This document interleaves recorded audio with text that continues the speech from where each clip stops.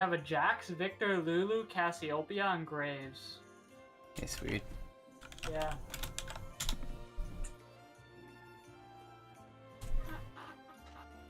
Yeah, I'm not muted. Yeah.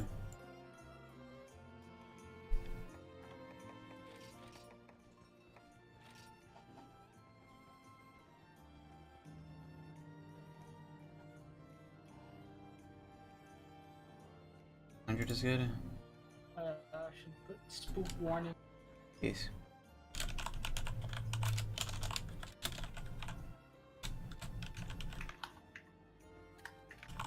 All the way back in 1989, I was on a round-the-world trip. I've been traveling through Australia, Southeast Asia, and China. To get back to Europe, I decided to take the Trans-Siberian Railway through Mongolia, and also what was then the Soviet Union. In pre-internet days, and with China and the Soviet Union not exactly tourist-friendly countries at the time, this wasn't a super easy thing to do. I had to organize all of my own visas, train tickets, and everything. When I got to Beijing, the hotel I stayed at had free loan bicycles. I grabbed one and made my way around the city to try and find the Mongolian embassy to get my visa. There was only one train running each week, so I was desperate to get this organized as soon as possible. Partially because I was low on money, and I was also quite homesick by now. I'd already gotten a train ticket and a Soviet visa in Hong Kong, but I still needed that visa for Mongolia. Yes.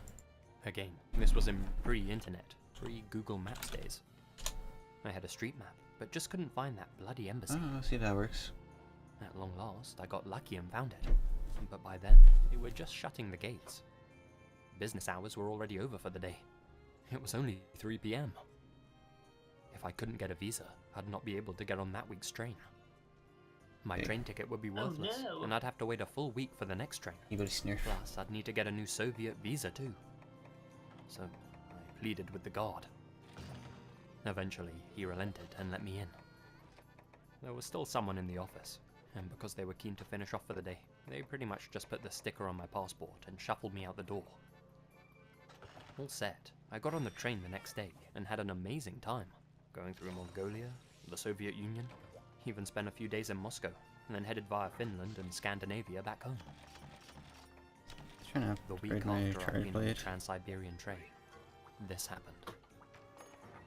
A massive gas explosion caused by a leaking gas pipeline and triggered by a passing train killed over 5. This is adept, I believe? Yes. If the Mongolian embassy guard hadn't let me through, I definitely would have ended up being on that train. 80. Spoke. When I was in my early 20s, I worked at a run-of-the-mill gas station in your average Florida town. It didn't pay great, but at the time, a job was a job. One particular night, I had to swap shifts with a coworker. I'd eaten some hard candy the day before, and ended up cracking one of my teeth real bad. The pain was so excruciating that it prevented me from working or even sleeping. I had to book an appointment at the dentist to get it all fixed. It was serious agony. That night, the guy who swapped his shift with me was just minding his business at the gas station. It was midnight and empty. Suddenly, a couple of guys rush in, shoot the worker point blank in the face, and empty the cash register. Took his head half off. Jeez. No words were exchanged. My coworker didn't even have time to react. Probably didn't even see it coming. They later caught the guys thanks to the CCTV footage. Not that it did much to console my coworker's family. My son had just been born at the time. Scary to think that if I hadn't eaten that hard candy the day before, I wouldn't be here to watch him grow up.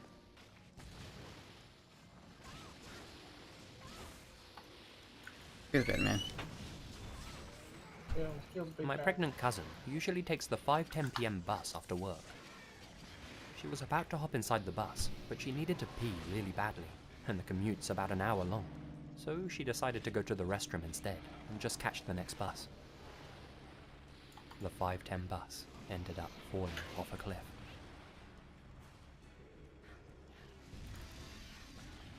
Oh. Okay. This was back in the 80s.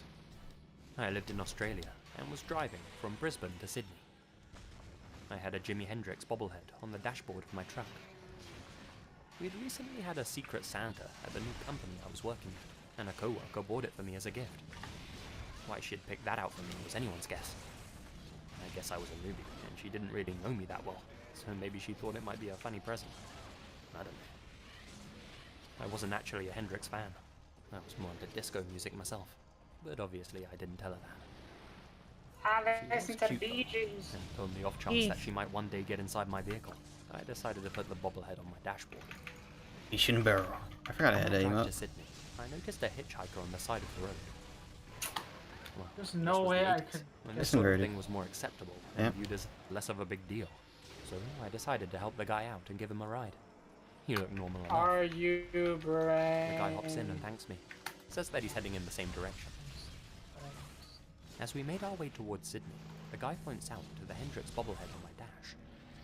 Hey man, you're a fan of Jimi Hendrix, huh? He's the greatest guitarist of all time, am I right? The dude starts getting seriously passionate about Jimi Hendrix, and starts going off about him so much that I can't get a word in edgeways. He seemed like such a big fan of Jimi Hendrix, that when he asked me, "So you're really into his music too, huh?" I just replied with, "Yeah, I'm a big fan." Then don't try to flame Didn't want to me. ruin the guy's buzz, you know? Wow, that's awesome, man. Which songs? Oh, you know, all of them, man. Couldn't pick one in particular. I In all hate honesty, fucking I couldn't actually think of a single cats, song man. title. Retarded The shit. hitchhiker gives me a big smile. "Right on," he says. He spent the rest of the journey smiling and looking out of the window, as if he was contemplating something. There we go. Oh. We start to get close to Sydney. That's when he says that we're near where he needs to be dropped off. He points me down some side road that took us off the beaten track. I pull up where he tells me. The place looks deserted. No buildings are in, no people. Real How need as well. was he able to just? Why did he want to be dropped not off get hit here by of all tower? places? He hopped out of my vehicle. "Thanks for the ride, man," he says to me. You gonna play cover cars like this in the future? I'll probably only do spooky stories in October. Then for me, I'll just play it normally. "I'm gonna be honest with you," he said. He dipped his hand into his waistband and pulled out a pistol. "I was gonna end you, man. Right here, right now. Just take your money and run, you know. I meant just a You game. can't do that to a Hendrix fan, man. Yeah, I'll see. Not to a Hendrix fan." I had no idea if this was some kind of sick joke or what, but his weapon You was like real enough my to me. music, me no kill you. I knew I had to say something, but all I could muster was, "Oh, thanks for not going through with it, I guess." With that, he strolled off to who knows where. With the weapon, I'm not sure. I'll see which weapon I'll Just floored it out of continue on with, but I might find a charge blade. I haven't used it in a while, Too so. long after that, the guy's face showed up in a newspaper I was reading. He was facing charges for slaying a middle-aged man that had picked him up while he was hitchhiking. Could have easily been me, had my co-worker not picked me as Secret Santa, and not bought me that stupid bobblehead.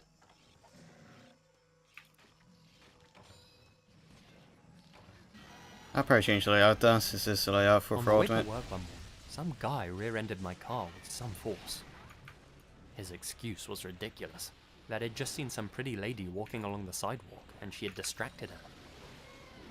I Pretty ended up common. hitting my head in the Oh, collision jeez. and was advised by medics to go to the hospital and get it checked out. The doctors didn't seem too concerned, but scheduled me for an MRI scan anyway, just to be on the safe side. What they found was completely unexpected. The scan showed that I had a tumorous growth on my brain that I had no idea about.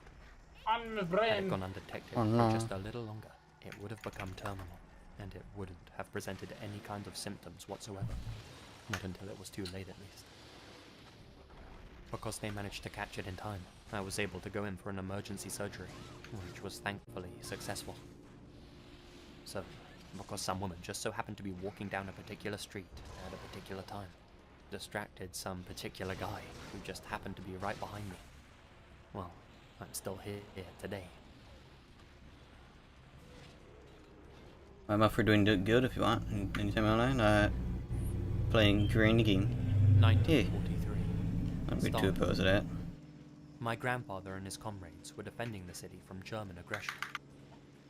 They were hungry and You better exhausted, forget more people but playing escaping double cross, you know. was impossible. He's so A group of 5 of them were about to rush from one building to No. the next, across an open Eh? courtyard. It was risky, but the enemy were encroaching, and they knew Okay. staying where they were would mean My the end of them. Tom Kench missed the easiest, like, My grandfather, cue of his the life. youngest and least experienced of the men, Yeah, waited it for was the order to really charge. bad. My bottom's really bad.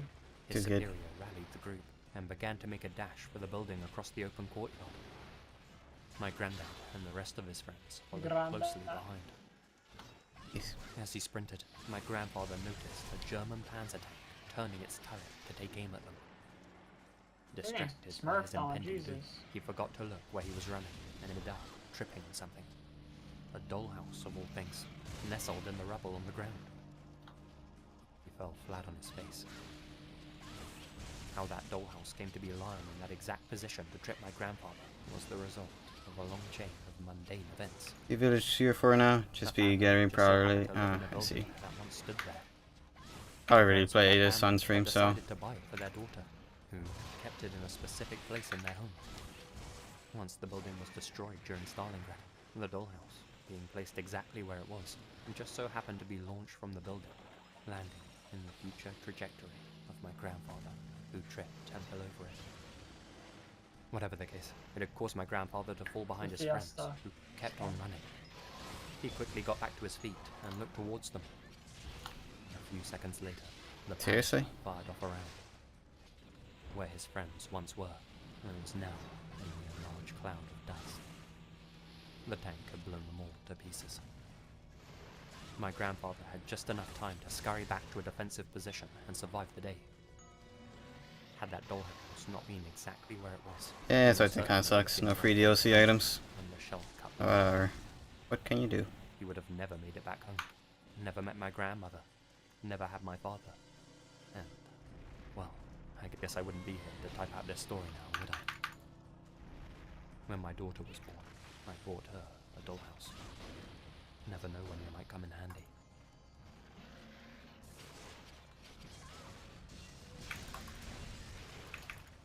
Eh. Side. Obviously, it's Numbs impossible always to get me. prove anything in this vein, but my favorite butterfly effect to think about involves a 10th century emperor of China who just so happened to have a favorite concubine. That concubine was a dancer and would perform for him in court. When she danced, she would wrap her feet, I assumed to protect them during her dance. The fact that she was his favorite concubine was well known, Fucking so hate other women in the hijabs, court man. began I to can't do imitate shit her, against them. particularly her way of wrapping her feet. This practice eventually spread from the court to the general population of China and evolved into the horrific practice of foot binding. Now, aside from the fact that this one woman led to a millennia of women being maimed and crippled, to the point that the architecture and design of old Chinese cities reflects their inability to walk, i.e. multi-story buildings being uncommon because women with bound feet couldn't climb stairs, and cities being built with narrow streets because women often had to lean against the wall just in order to walk around. This possibly had a Rips. greater Dang it. effect on world history than it's possible to entirely conceive of. It's well known that China was technologically advanced in comparison to Europe. This extended to their ships. There are historical accounts of Chinese explorers traveling to Africa and whatnot, some before their European counterparts. The thing is, they never colonized, never attempted to set up a kingdom anywhere else, and while they had many nations paying tribute to them, it's very different from the European way of doing things, of settling into a country and declaring it their own, attempting to change the culture. It's kind of odd, considering that, just like Britain, China considered themselves the center of civilization, literally the Middle Kingdom. Oh, that's right. One theory, and to me a very plausible theory for why they never colonized, is Yep. that their women couldn't travel. In order to successfully colonize, you need women who are, at the very least, mobile. It's hard to even imagine what history would have been like if the Chinese had been colonizing like the Europeans. Considering their technology, they probably would have been the first doing it. And all because an emperor had a thing for a dancer. Huh.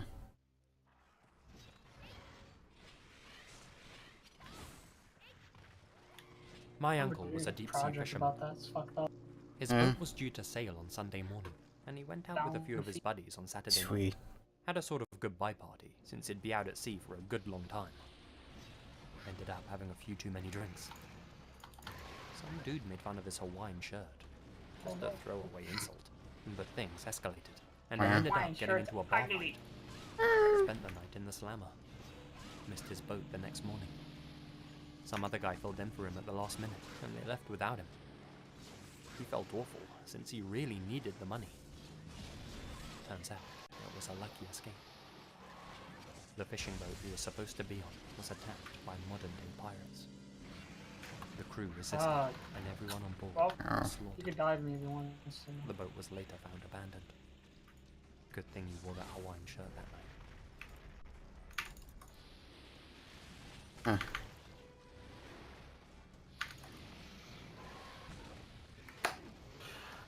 I was walking to school and got distracted by a hedgehog that ran in a bush next to me. Then, a huge tree branch fell in front of me. It would have crushed me if I didn't get distracted by a spiky little mouse scurrying into the bushes. Oh no. I gave him a dead cricket the next day. He took it and ran off. Godspeed, Spiky Mouse. That's it. That's it. That's it. That's the story. Godspeed, Spiky Mouse. Yes. Yeah, it's fucking Sonic, dude. Uh-oh. RL Sonic. Yeah, not Hedgehog, it's a mouse. Just painted blue. Oh. Hey guys, Lazy here, and thank you very much for listening. Forgot he does this. Well, everyone loves a good butterfly effect story, and you all voted for it on Twitter, so I hope it lived up I to didn't your vote. expectations. A huge shout out to all of my supporters on Patreon, especially my biggest supporters. Kane Harley. There's a Martin skip, Batlin, but Gamma A. Kelly Rocco. yeah, I'm gonna skip. Connor Lotham. Madison Reinhardt. Yeah. Kelly Rocco again. Uh-huh. Next, please. Let's skip everything. Ain't. Oh, Q works here. How does he have almost the same amount of health as me? There we go. I caught in the middle of it leaving. Had a little double take.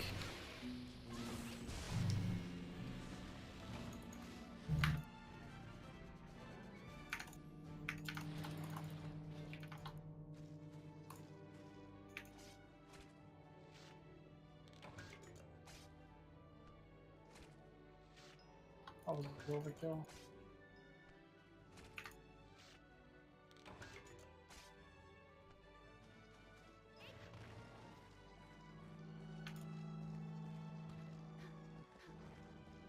Number 1.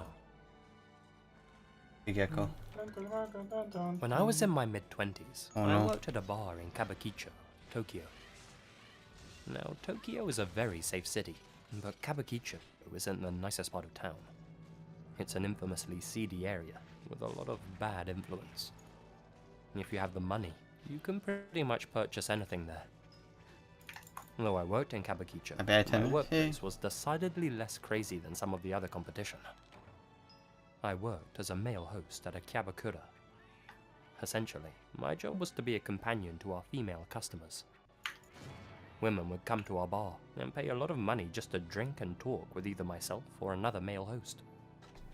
Our interactions were definitely flirty, but I never let things go too far.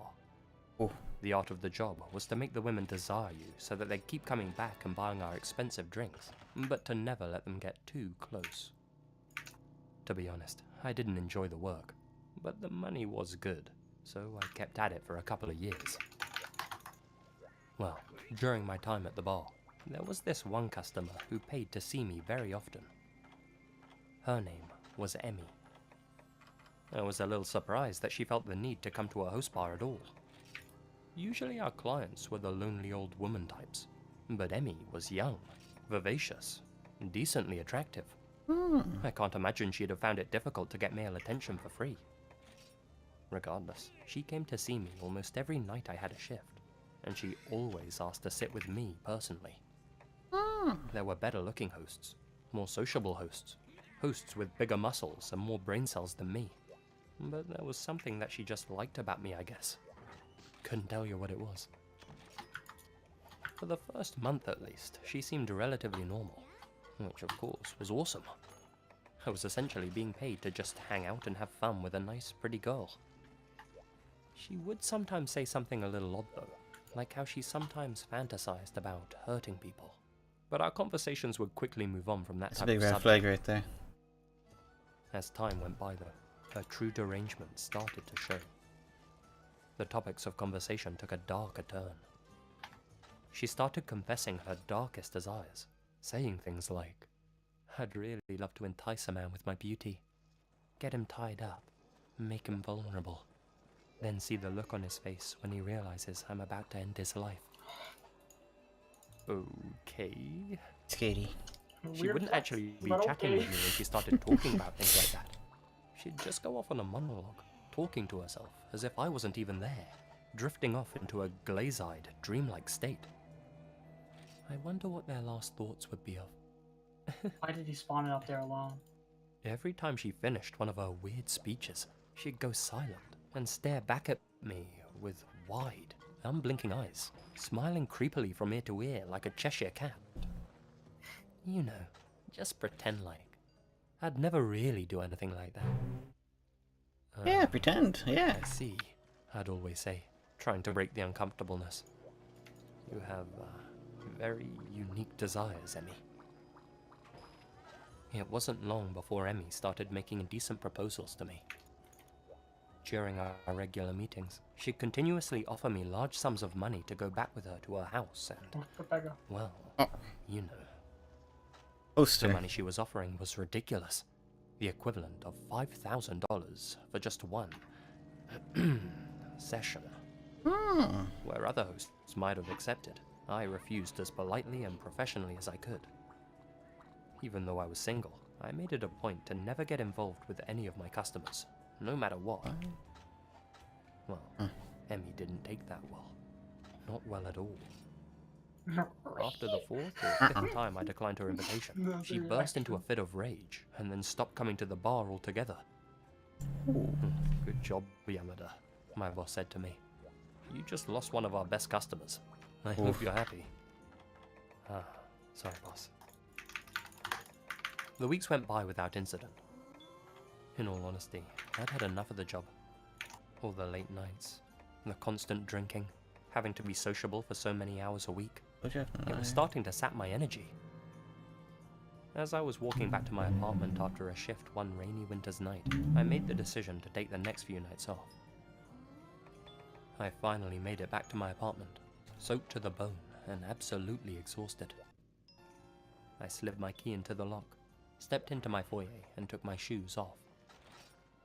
For those of you who aren't aware, Japanese people always take their shoes off when they enter their home. They do? I walked through my apartment and into my bedroom. Spooky. Strange, I thought. There were wet shoe prints leading to my closet.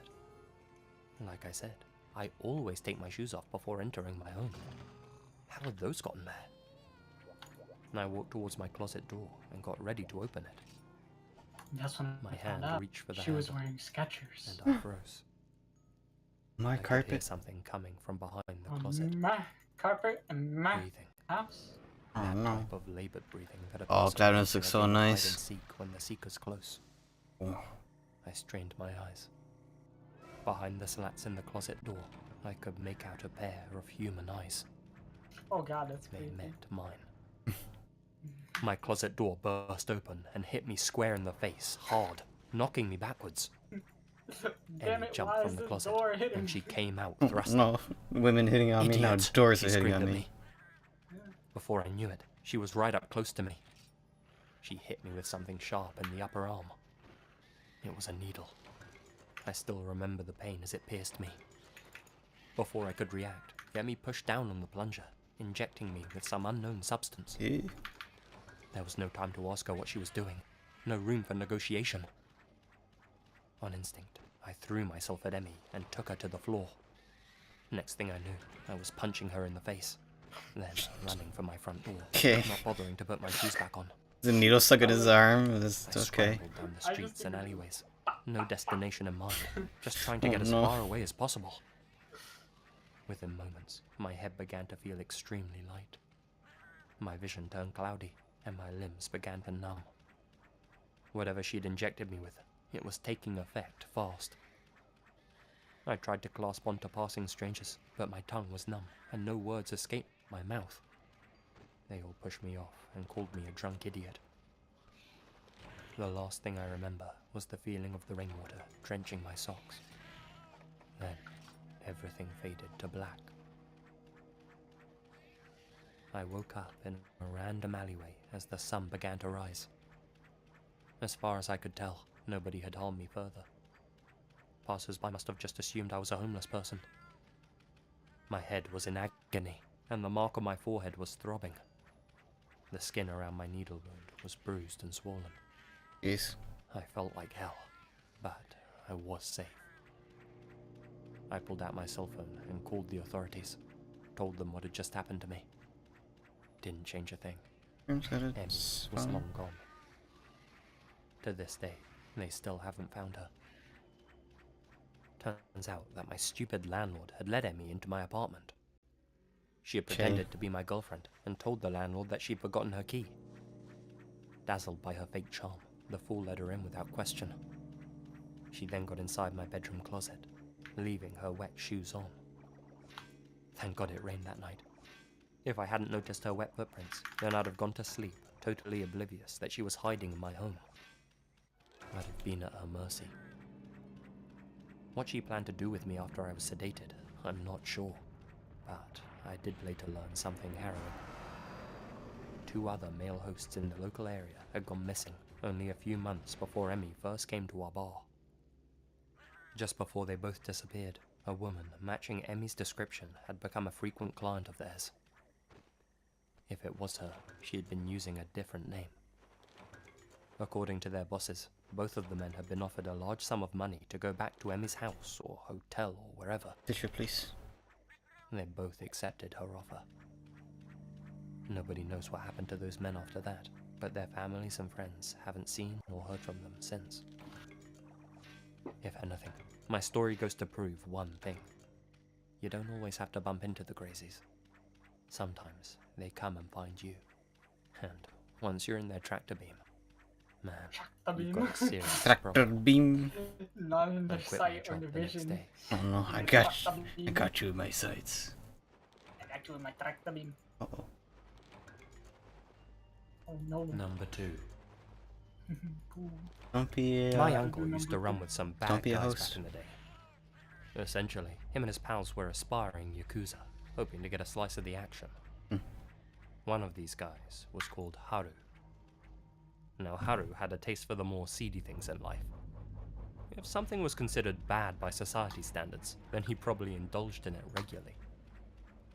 Well, there was one particular place that Haru liked to go in his free time. Let's call it a lady bar. One of the women who worked there was a particular favorite of his. Her name was Miyu. Whenever he went to the place, he'd always ask for Miyu. In the end, they actually ended up becoming pretty close. So much so, in fact, that Miyu started to fall for Haru and his bad boy ways. She was young and naive, I suppose. Not to mention, a little unhinged.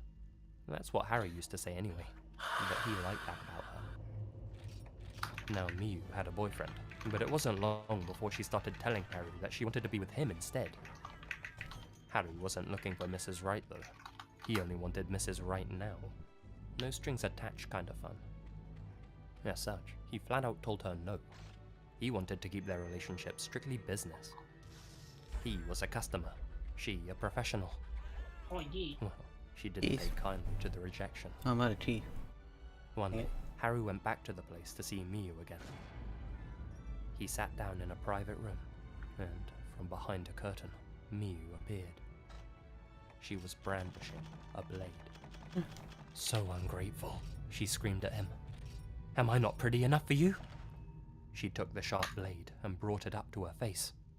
She started to drag it down the side of her cheek, slicing it like a thin piece of Kobe beef. How about now? Or now? That's a weird She comparison. brought the blade down the side of her face, scraping it along, making long, deep, crimson streaks. She did this over and over, constantly approaching him as he backed away in fear. Soon, her face was almost entirely red. She'd lost her damn mind. Harry ran outside and back to his home in shock. The next day, Harry was out with my uncle and a few of his other friends. They were walking down a back alley, minding their own business. When they were at the end of the alleyway, a van pulled up just in front of them. Several large men dressed like gangsters hopped out, each of them holding a metal pole as a weapon. How about that? So, which one of you morons is Harry? They all looked at each other. Hesitantly, Harry raised his hand. One of the men slammed a metal pole across Harry's legs, bringing him down to his knees in pain. The rest of the men began wailing on him with their poles as he lied on the floor. They struck him over and over. My uncle and his other friends ran back down the alley. The men from the van let them run. They weren't there for them. My uncle watched from the other end of the alleyway as Harry was picked up, still half conscious and screaming, and thrown into the back of the van. The men drove off, taking Harry with them. Like I said before, Miyu had a boyfriend. What Harry didn't know was that he was one of the most prominent Yakuza in the area. You just got flexed on. Her boyfriend her version of events, and he sent some of his goons to can't go cast and my take ult if I'm care on of this Cassiopea's Harry thing? fella, What the fuck? the guy who'd supposedly messed up his girlfriend's face. Nobody knows for sure what happened to Harry, but rumors started to spread quickly. The most prominent theory was that he was taken to some disused warehouse, tied to a chair, and had his face cut off without the use of any anesthetic. The Yakuza would have seen this as a fitting revenge for something that, in all honesty, wasn't even Haru's fault. Ultimately, nobody knows what they did with him after they threw him in the van, but that was the last time my uncle ever saw Haru. It was also the end of his foolish dream to become a Yakuza. I feel better. Yeah. I don't think anybody. Well, no, that's actually true. Let's chase the theory. Gang theory. People actually do aspire to become Number 3. gang members. Yeah, they just want the attention. This isn't my story. grew up The with that feeling of crowd. power. Friends. His name is Morita, and though he's not the purest of people, I don't think he deserved what happened to him. Still, I won't sugarcoat things, and I'll let you guys judge for yourselves. This all happened 5 years ago. Morita and I both lived in Osaka, Kansai. We met at university, though at the time of this story, Morita had already been working at an accounting firm for the past 2 years. He'd done well for himself. I was stuck making okonomiyaki for tourists. Not an awful job per se, but I always thought I'd be working for a big firm like him. I envied him a little. Anyway, Morita had to go away for a week to audit some company in Hiroshima, a good 6-hour drive away from Osaka. As such, his company paid for him to stay in a hotel there for a week. When he came back, we met up for dinner. "Hey man," he told me, "I have a crazy story to share with you." "Oh yeah?" I said, urging him to spill the beans. "Yeah, Beans, please. I met a girl down in Hiroshima on my first night. Had myself a little holiday romance, if you know what I mean. Turn away. Yumi, her name was." He proceeded to show me pictures of this Yumi woman on his phone. "She's an accountant too, Yeah, her at the name's company I Yumi. was auditing." You and me. Uh-oh. "Dude," I replied. Baby. "Already Oh have a no. girlfriend." "I know, it's a pretty bad thing to do. But it's okay. My girlfriend will never find out." He could tell from my reaction that Here I was comes both she found out. surprised and disappointed in his behavior. "Man, relax. This was only a 1-week fling. I made sure Yumi knew this was nothing serious, and I won't do anything like this again, believe me." In the end, Just wanted to get keep squeezed. it a secret. Yeah. A few weeks passed, and I'd arranged to meet up with Morita again for dinner in town. I arrived a little early. When Morita finally arrived, I was shocked by his appearance. He looked pale and disheveled. I knew instantly that something was the matter. "Hey, everything okay, bud?" I asked him. "You'll never believe what's happened," he said, looking like he was about to be sick. He was right. After he told me, I genuinely couldn't believe my ears. It turns out that that very day, a new employee had started working at his company. It was the same girl he'd had a fling with in Hiroshima, the Yumi woman. She'd moved all the way to Osaka, transferred her job to his company, and completely uprooted her whole life just so she could be with him. That's creepy. She'd become obsessed. Totally obsessed. Yumi, what on earth are you doing here? He asked her. I came to be with you, silly. I know you said you weren't looking for anything serious, but I know in your heart you didn't mean that. When you stopped replying to my messages, I knew I had to prove to you how serious I was about this relationship. Relationship? Morita gasped. Yumi, I only saw you for a week. We only had a holiday romance. No big deal, you know? He did his best to try and convince her that he didn't have any true feelings for her, but she didn't seem to get the message. Yumi would follow Morita around the office, constantly talking to him and trying to get close to him. When it was time to go home, Morita would quickly run out of the office and out of her view. He knew he couldn't let her find out where he lived. If she'd followed him all the way to where he worked, she'd most certainly turn up at his apartment. She was, after all, a total yandere. Who knows what she might do? After days of trying to get her to leave him alone, he finally confessed to her. Yumi, I'm sorry, but I already have a girlfriend. Oh, I see. Her eyes became extremely wide and flared with a sort of fiery intensity. The rest of her face remained neutral. I understand. With that, she turned her back to him and scurried away into her cubicle. Didn't speak to him for the rest of the day. Well, his actions up until now had been stone cold, but I guess there wasn't really any other way to deal with the situation. Nope. At least he'd come clean. Maybe this crazy girl would finally go back home now. And that was for the best, both for Morita and for her. When Morita arrived at work the next morning, Yumi was nowhere to be seen. Excellent. She'd gotten the message. Morita approached his desk and noticed something unusual. There was a chocolate cake next to his computer. Beside it was a post-it note. Keep up the good work, Morita. Signed, Mr. Ishiguro. Ishiguro was the head of the department. Wow, Morita felt pretty good about himself. He'd obviously impressed his boss and was seen as a major asset to the company. Strange, though, he thought. There was a single slice missing from the cake. Had his boss forgotten to eat breakfast and taken a slice of the cake? Who knew? Whatever the case, he was ecstatic. After lunch, Morita planned on eating a slice of the cake, but the tempura he had filled him up more than he expected. He decided to save the cake for after dinner instead. Before leaving work that day, he happened to bump into his boss. With a bow, he thanked Mr. Ishiguro for the cake. Cake? What on earth are you talking about, Morita? I've never bought cake for an employee in my life. No if cake I was gonna start for you. now, I certainly wouldn't give you the first one. Oh. What? If the cake wasn't from Ishiguro, then... Yeah, you already guessed it, right? Morita guessed it too. Yumi had come into the office earlier than anyone else that morning and planted the cake on Morita's desk. She had left the forged note from his boss. She had cut out a piece of the cake for herself to enjoy at home.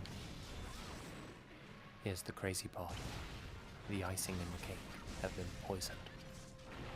Morita figured that she had probably tampered with the cake in some way, so he disposed of it quickly after he figured it out, but he didn't suspect that she'd have done something so extreme.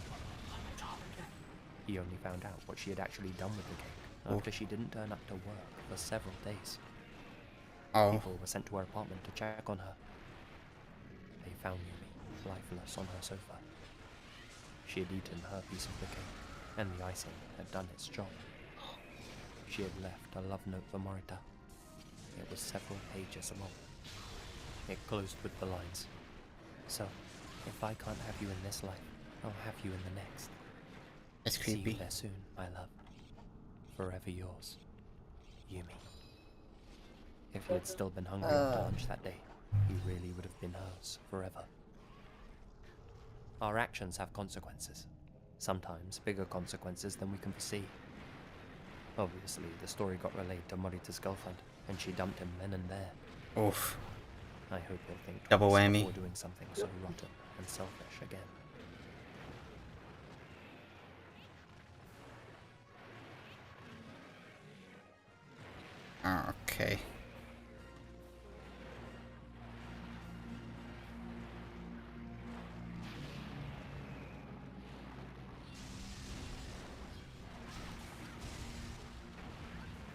Hey guys, Lazy here, and thank you Lazy, very no. much for listening. Oh, Well, as you can probably tell from my voice, I have a bit of a cold again at the moment. Uh. So please excuse any weird noises you might have heard in this one coming from No, my you. mouth. So yeah, if you follow me on Twitter, you'll have No, heard follow about the Jojozy things on Twitter. wrong with this Nope. channel. don't look it up on Twitter. Don't do it. Uh-oh. Don't do it. No. What are these?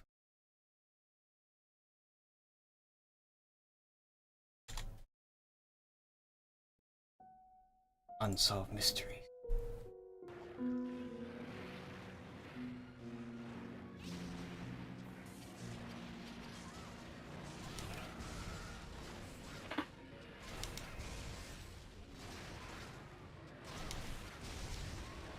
Trunks. Oh, it's open, cut off his tail. Let's kick this list off with a weird one. A mysterious sickness known as Havana Syndrome. For quite some time now, the US and Cuba have had a, let's call it a tumultuous relationship. Back in 2015, however, the United States government officially reopened their embassy in Havana and sent some of their finest agents and officials to work there. Even though there was still a lot of tension between the two nations, everything appeared to be hunky-dory over at the embassy.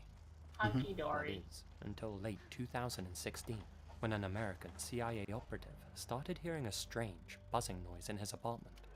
Oh, I heard The this one buzzing before. caused an uncomfortable feeling of pressure in his head. Basically. At first he figured it was cicadas or crickets outside his window, but that Crickets. turned out not to be. Oh no. The mysterious insect-like buzzing wouldn't let up, and the agent began suffering from dizziness and chronic headaches. Things got so bad that he sought medical attention. A report was sent to Washington. Since this was just a one-off case, nobody paid it much attention. No investigation was launched into the matter, and business continued as usual. In February 2017, though, 2 more agents reported hearing the same strange buzzing. This time, it caused more serious symptoms. They not only suffered from headaches and dizziness, but also motor issues and tinnitus. Whatever this strange sound was, it only seemed to be affecting US personnel stationed at the Havana embassy, and it was seriously doing a number on their brains. The symptoms were the same as in patients with damaged inner ears. When confronted by the head of the US embassy, the Cuban government denied any wrongdoing. The Americans launched an investigation into both the Cubans and the Russians, but didn't find any evidence to link them to the buzzing sound. By March, even more American personnel came forward with similar symptoms. Motor issues, extreme migraines, vertigo and tinnitus. Let me put that in here for Has you. it Some of been these diagnosed persons didn't with even report evil hearing the hell? buzzing sound at all. Yes. They'd just fallen sick out of the blue. They called it Havana Syndrome. Yeah, this sounds like what As I'm the months suffering went by, from right more now. and more Americans stationed in the Oh, Cuban goat capital syndrome. began to fall prey to it. Goat syndrome. By September of that same year, 16 CIA agents alone had been affected, along with many other civil servants. A doctor was sent to treat them. He too fell sick.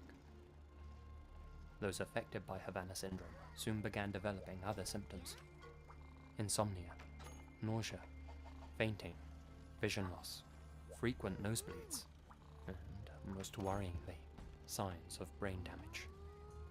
They were struggling with severe got a lot of memory that, loss buddy. and became unable to concentrate on anything.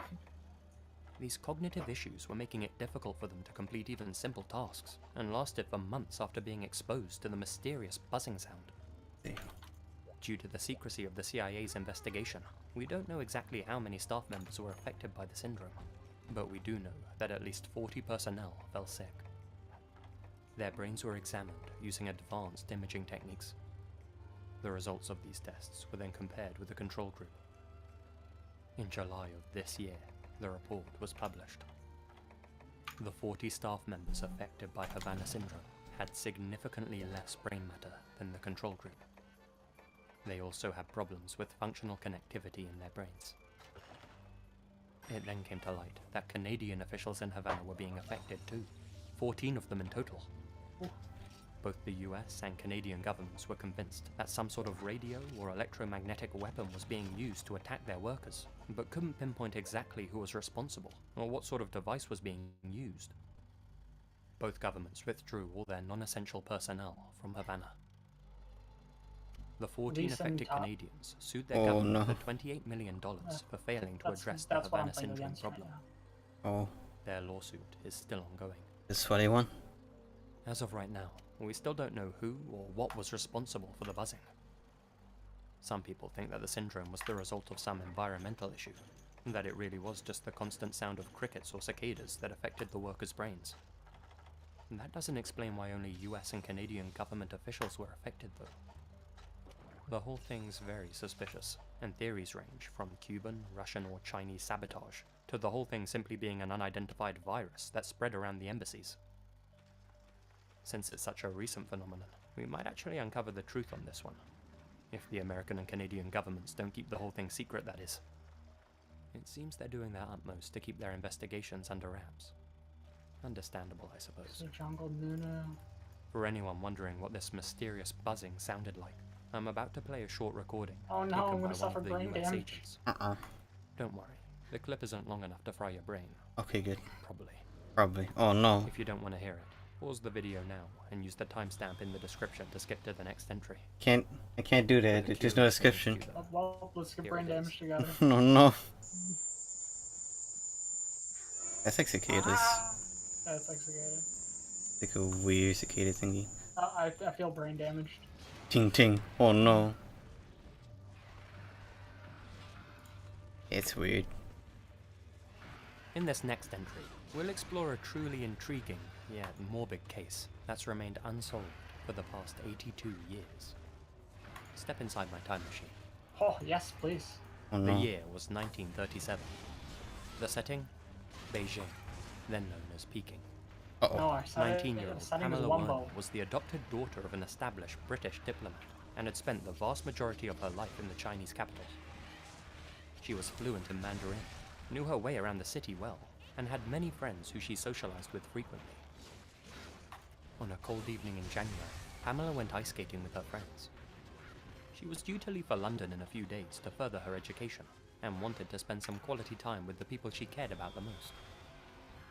At around 7 p.m, Pamela said goodbye to her friends.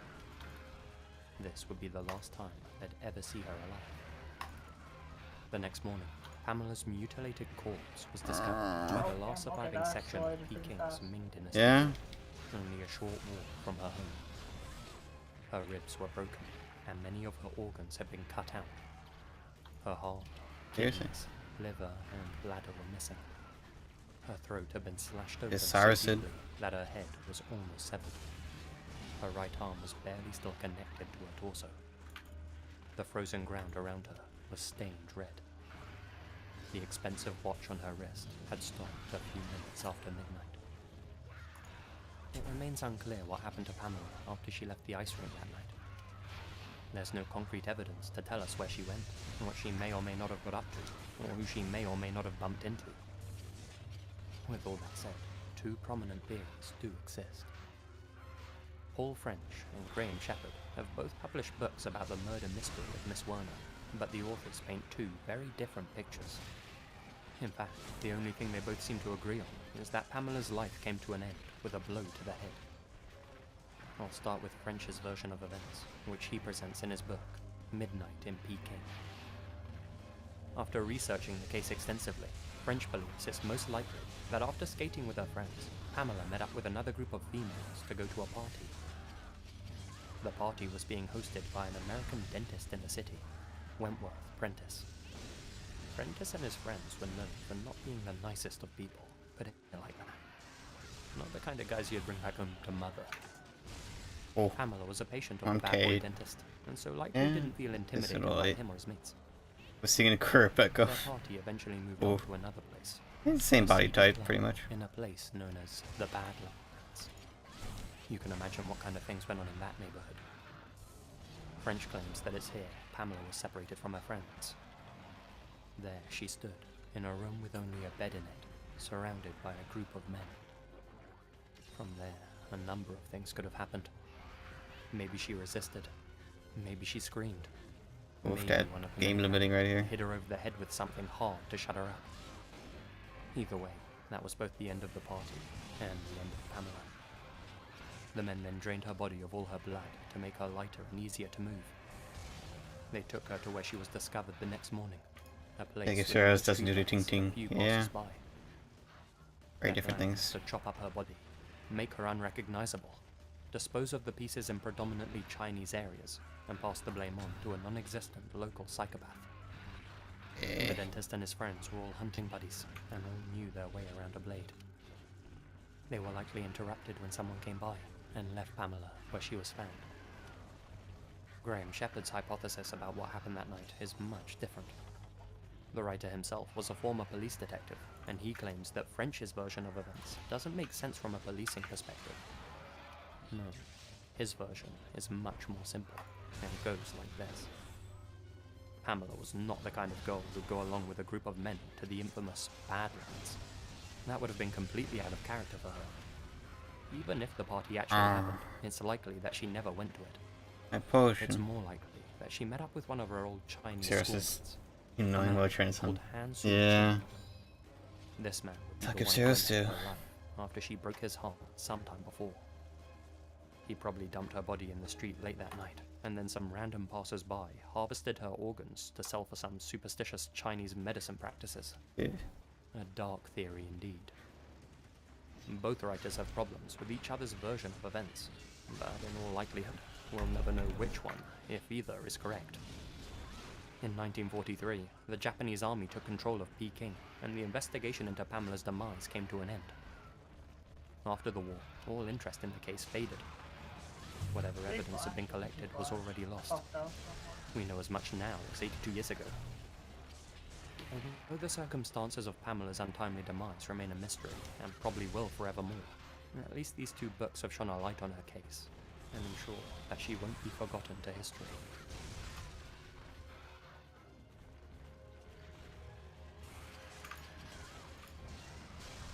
The Sumter County Does. 2 unidentified murder victims who were found in Oh no, he's dead. Sumter County, South Carolina. It was 6:20 a.m. on August 9th, 1976, when a trucker came across 2 lifeless bodies lying by the side of a secluded dirt road. One was male, one female. They'd both been shot 3 times in almost the exact same places. Once in the back, once in the chest, and then once in the throat. First thing was first, the cops had to identify the 2 victims. That turned out to be a lot more difficult than anyone imagined. So difficult, in fact, that even to this day, 43 years later, we still don't know who they were. What we do have are these facial reconstructions, and a few tidbits of information. Oh, good thing you can't see that. Firstly, their rough ages. The male was aged between 18 and 30 years old. See, just like you can't see Jojo Josie. Suspicious. The female was between 18 and 25. Very sus. They were both Caucasians with olive-colored skin. They were both found wearing no underwear. They have green skin. Neither of them were carrying IDs. There were no substances. Not really allowed to say that. Systems. They looked extremely That's similar. what I get from So olive much color. so, in fact, that the investigators assumed they were brother and sister. A DNA test in 2007 later proved they were not related.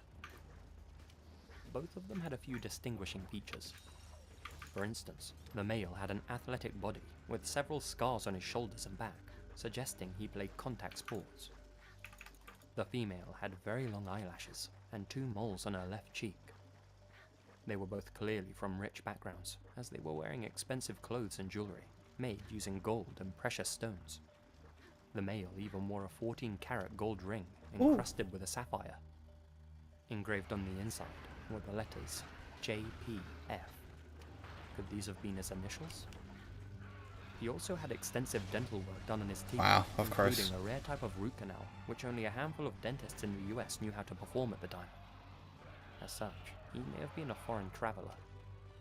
Indeed, a campground employee who met the couple shortly before their killing said that the male's name was Jock. He said that Jock's father was a well-known doctor in Canada. Apparently, his family had disowned him for not pursuing a career in medicine, and he decided to travel to the US to pursue his dream of becoming a teacher. If that backstory is true, then maybe the employee misheard the male's name. His first name may have been Jacques, or maybe even Jean-Paul, both of which would have fit the initials on the ring. With so much information to go on, the authorities were confident that somebody would come forward to identify the pair. They placed the two does in see-through caskets and appealed for people to come forward and ID them. Photos of their lifeless faces were even taken and shared around. You can still find those images online today, along with pictures of the crime scene, though I don't recommend looking them up if you're squeamish. I don't know why you would want to Anyway, look that up. things were looking pretty positive. After all, somebody must have known that these two were missing and were out looking for clues. Their families, their friends, somebody had to be searching for them. Well, a year passed, and nobody came forward. As such, the two does who died together were buried together, side by side, in Bethel United Methodist Church Cemetery, Oswego, South Carolina. They were briefly exhumed in 2007 for their DNA. So, their identities remain a mystery. What about the identity of the perp? And that too, sadly, remains unknown. There are a few compelling theories out there, ranging from a carjacking gone wrong to the couple being involved in a narcotic smuggling scheme. They may have just simply been hitchhikers that ran into the wrong guy. With all that said, there was one lead back in the day that seemed really compelling. In fact, it's weird that it never came to anything. In 1977, only 1 year after the incident, a man was arrested for driving under the influence. His name was Lonnie George Henry. In his possession was the same gun used to shoot both of the does. Uki and Tizzy are just, The cops had stumbled upon the yeah, they're kind of good serials. Well, Wow, that's the thing. it's The weird. man was never charged with anything due to insufficient evidence. The authorities never expanded on this, not publicly at least. Lonnie passed away 5 years later, taking who knows how many secrets about the case with him. Even if he wasn't physically involved, he must have known something about what happened. Why the cops let him go is anyone's guess, though most people agree there's more to this case than meets the eye.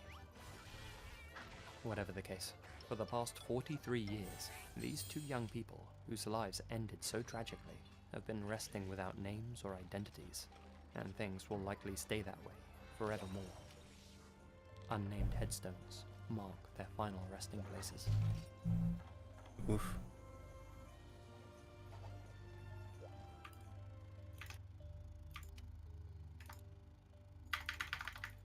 Earlier this year, police in Australia reopened their investigation into a 30-year-old case, that of Robbie Joe Coulter. In 1989, Robbie Joe's decomposed body was found at the bottom of the Murray River in New South Wales. It had been weighed down with chains and mill bricks. His hands had been bound behind his back. He was only 17 years old. Initially, the police were confident that there was no foul play involved, which does seem crazy given the circumstances. Now, a more chilling picture is being pieced together. One in which Robbie Joe wasn't the victim of a freak accident, where he tripped and fell into a mass of chains connected to bricks, and then mistakenly tied his hands behind his back before falling in the river. Who'd have thunk it, right? No. The truth behind the mystery is likely far more sinister. Mikey. Here's the main theory. Robbie Joe was last seen walking home from a party in the early hours of New Year's Day.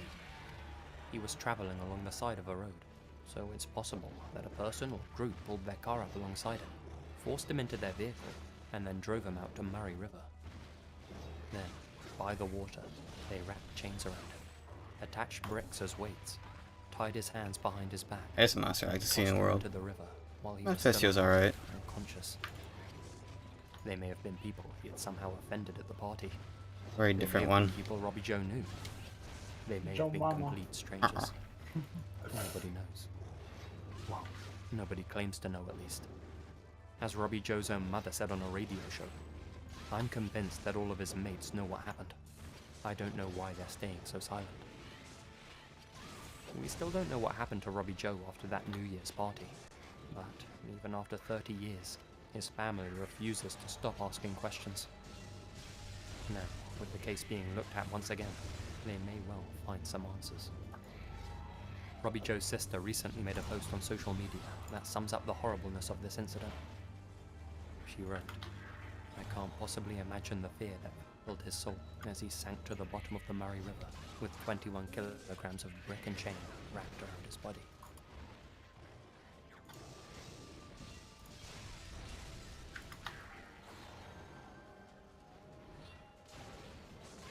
Finally, we have a mystery of biblical proportions.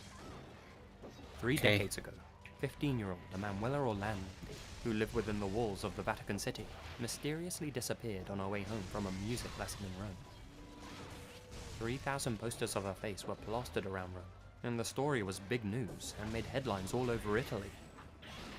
People speculated that the mafia was somehow involved, or that people in the top echelons of the Vatican had something to do with the girl's vanishing. Serious stuff. Regardless, Emanuela was never found. She was allegedly last seen getting into a dark-colored BMW. There were several reported sightings of Emanuela just after she disappeared. A 16-year-old boy who called himself Pierre Luigi phoned up the authorities and said that he had just met the missing Emanuela, giving details about her flute, her clothes, her hair, and the glasses that she hated wearing. Apparently, Emanuela was using a different name, Barbarella. A few days later, a bar owner, calling himself Mario, also phoned the There we got Luigi, got Mario. called Barbara had stopped by. Her appearance was identical to Emanuela's. His bar was between Vatican City and Rome, right along the trail Emanuela would have had to walk to get home. When Pope John Paul II made an official appeal for the safe return of Emanuela, the authorities began to receive numerous calls from a man known only as the American. One day, future Monster Hunter on Switch, if there is, will be one. Maybe mix a traditional Monster Hunter with some sort of quality of life from Monster Hunter World, or moveset Monster Hunter World. That were holding Emanuela captive. I'm happy with any sort of like Switch release, to be honest. Recording of Emanuela's voice over the phone. Even if it's just like World on Switch, I'll probably be like, hey, yeah, that's cool. Be a good tentacle leap. Shot the Pope in 1981. A man named Mehet Ali Agca.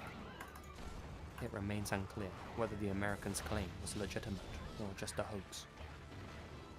Recently, the case has started making headlines again. Last year, an anonymous tipster sent a picture to Emanuela's family. It was a photo of a sculpture, the sculpture of an angel, by the tombs of Princess Sophie von Hohenlohe and Princess Charlotte Federica of Mecklenburg at the Teutonic Cemetery. Along with the photo was a note that simply instructed them to look where the angel is pointing. Who had sent this tip, and why had they waited for more than 30 years to do so?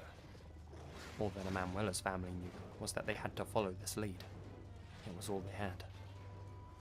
The authorities were notified, and the Vatican agreed for the tombs of the princesses to be opened. I did. This happened on July 11th, 2019. There were no human remains inside either of the tombs.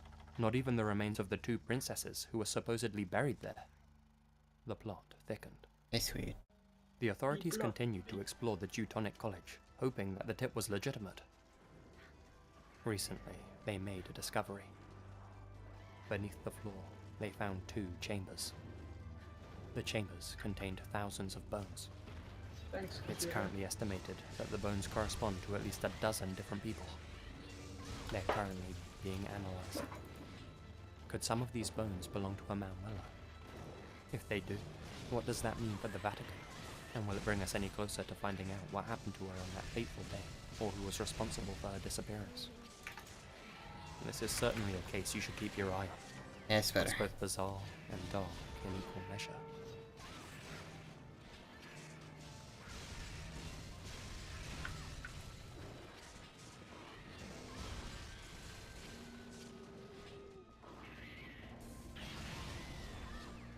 Oh. Impact file. OP.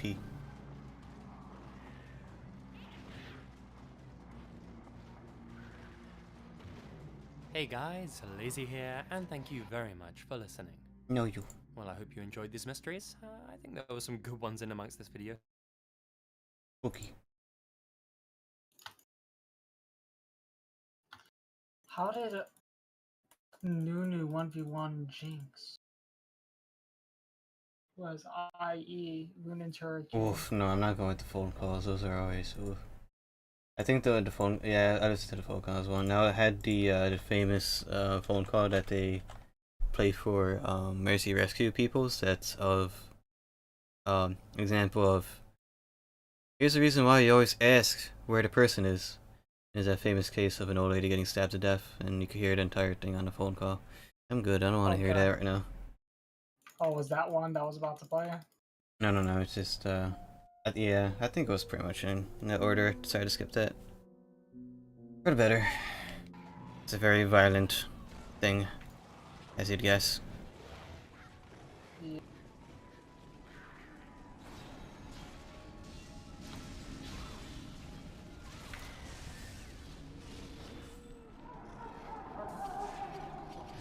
Already limping? That was easy. Number 1. I grew up in England, in a small southern town. Lived there my entire life. It's a sleepy place, far from the bustle of London or any other big cities. When I turned 18, however, something bizarre started happening there, and seemingly only happened to me. I started seeing a new face around town, a man who looked to be in his early 40s. His skin was pasty and grey-looking. Big, dark bags hung under his eyes. Even from a distance, I could see that those eyes had a sickly, yellow tinge to them. Honestly, it looked like the guy hadn't slept in years. You know how some people just have that unsettling vibe about them? Well, this guy certainly had it in spades. Now, when I say I started seeing him around town, I mean I encountered him everywhere, all the time, at least once every day or two. Sometimes I'd get on a bus, and he'd be there, sat at the back. Sometimes I'd be in a store, only to look out the window and see him looking in at me. No matter where I saw him, he'd always be staring at me with those wide, sickly, tired eyes. Almost. He never came up to me or said anything. He'd just stay at a distance, examining me, I guess.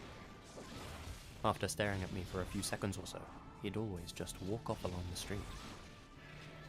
I ignored him as best as I could at the start, assuming he was just some new loony who'd moved to my town. Yeah, More than our fair share of weirdos here, believe me. Over time, his presence became more persistent. I'd start seeing the guy twice a day, and he'd stand there, gazing at me for longer and longer periods of time.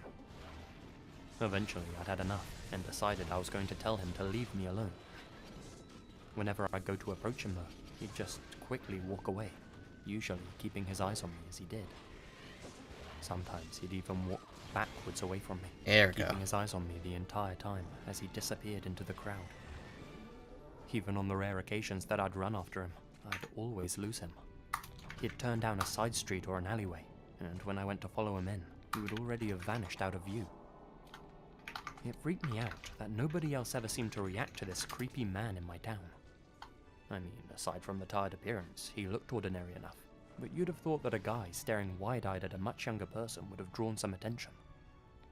He never did. It was like he was invisible to everyone except me. I asked my family if they'd ever seen a pale, weird man around town. They never had. After a while, I tried my best to ignore the guy. He was just some harmless old man with a social disability. That's why he always stares at me ominously, I thought.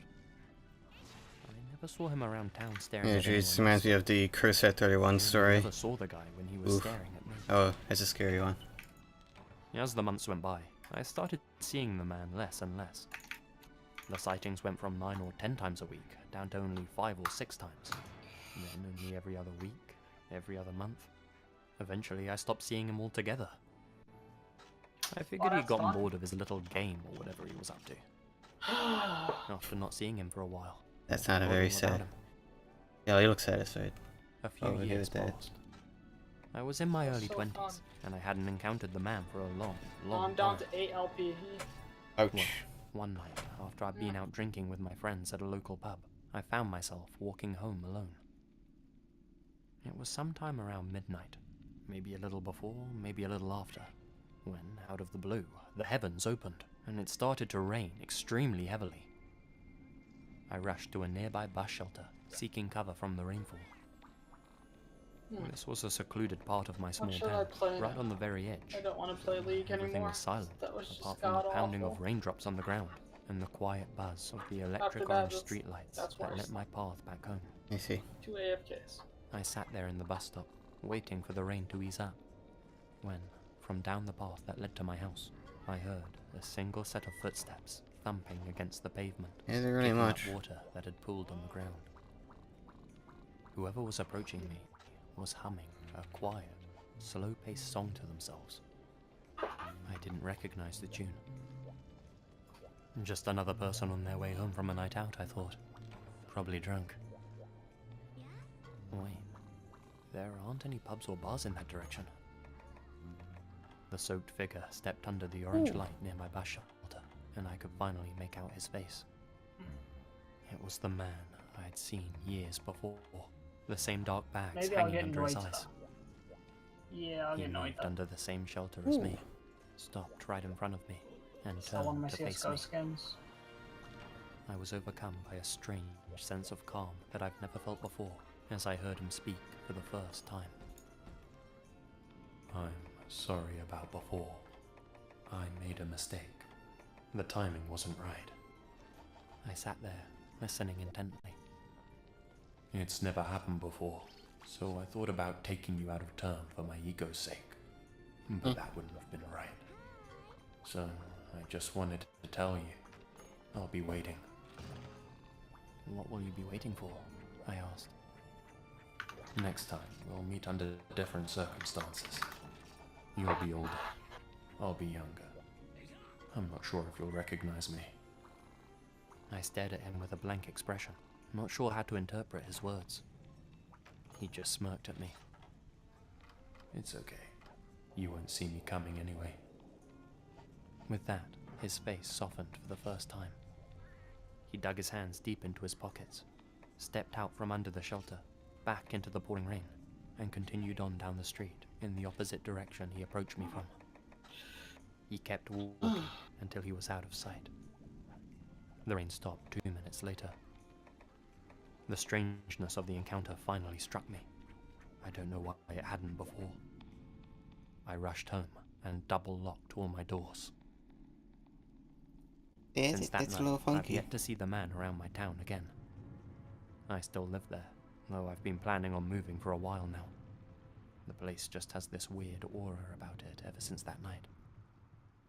I have no idea if this guy was just some lunatic who likes to play sick games on people, or if he's something even more sinister. To this day, I'm still waiting for him.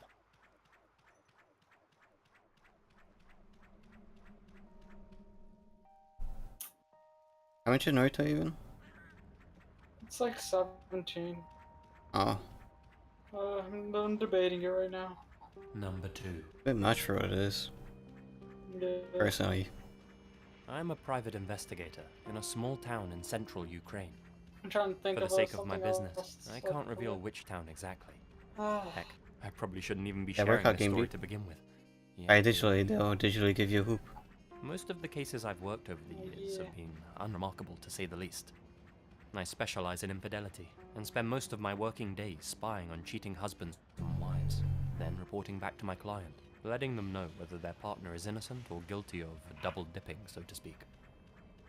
A few years back, though, I worked an unusual case, one that ended up being much darker than I anticipated. It all started when a husband and wife entered my office. They hadn't even booked an appointment.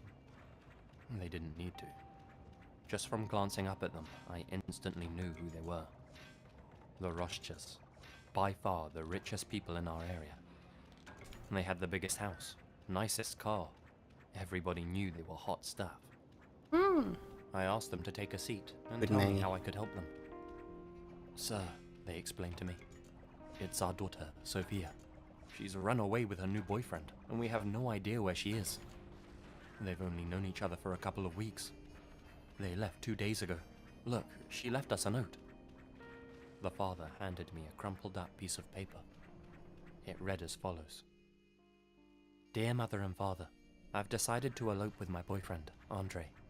He's won my heart, and I wish to start a new life with him across the border. I don't know when I'll be back, if ever. Don't cry for me, for he makes me happier than anyone deserves to be. Forever yours, Sophia Roshcha. It's starting to be very dark. They told me this was completely out of character. Not to mention, the handwriting didn't look like hers at all, and the words didn't sound like something she had put. It was I all have too Slay to formal. Spire. I'll try Slay to Spire. They tried calling Sophia, but she never answered. The family immediately went to the police, begging them to game on help sale? find their daughter. The authorities That game were on sale? I heard strangely good stuff about it. They said there Oh, was I no got reason it to from be a Humble. suspicious, and that the girl Oh. had just left on her own terms. The family even offered to pay the cops, seeing how rich they were. Also, it's pretty cheap. But as even well, still, because it was on they Humble. refused to look into the I case. see. Probably get for like $5. And that's why they came to me. Hmm.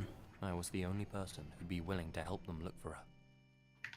I asked if there was anything they could give me to help me get started. They gave me several pictures of Sophia and her new boyfriend, Andre, a very handsome young man in his late 20s. Apparently, they had to snap the pictures secretly. Andre really hated being on camera. So, that's not all, My they first told time me. opening Slay to You see, Spire. the reason we came to you specifically. This morning, we received an anonymous letter in the mail. We have no idea who it came from. Here. I opened the precisely folded letter and read it.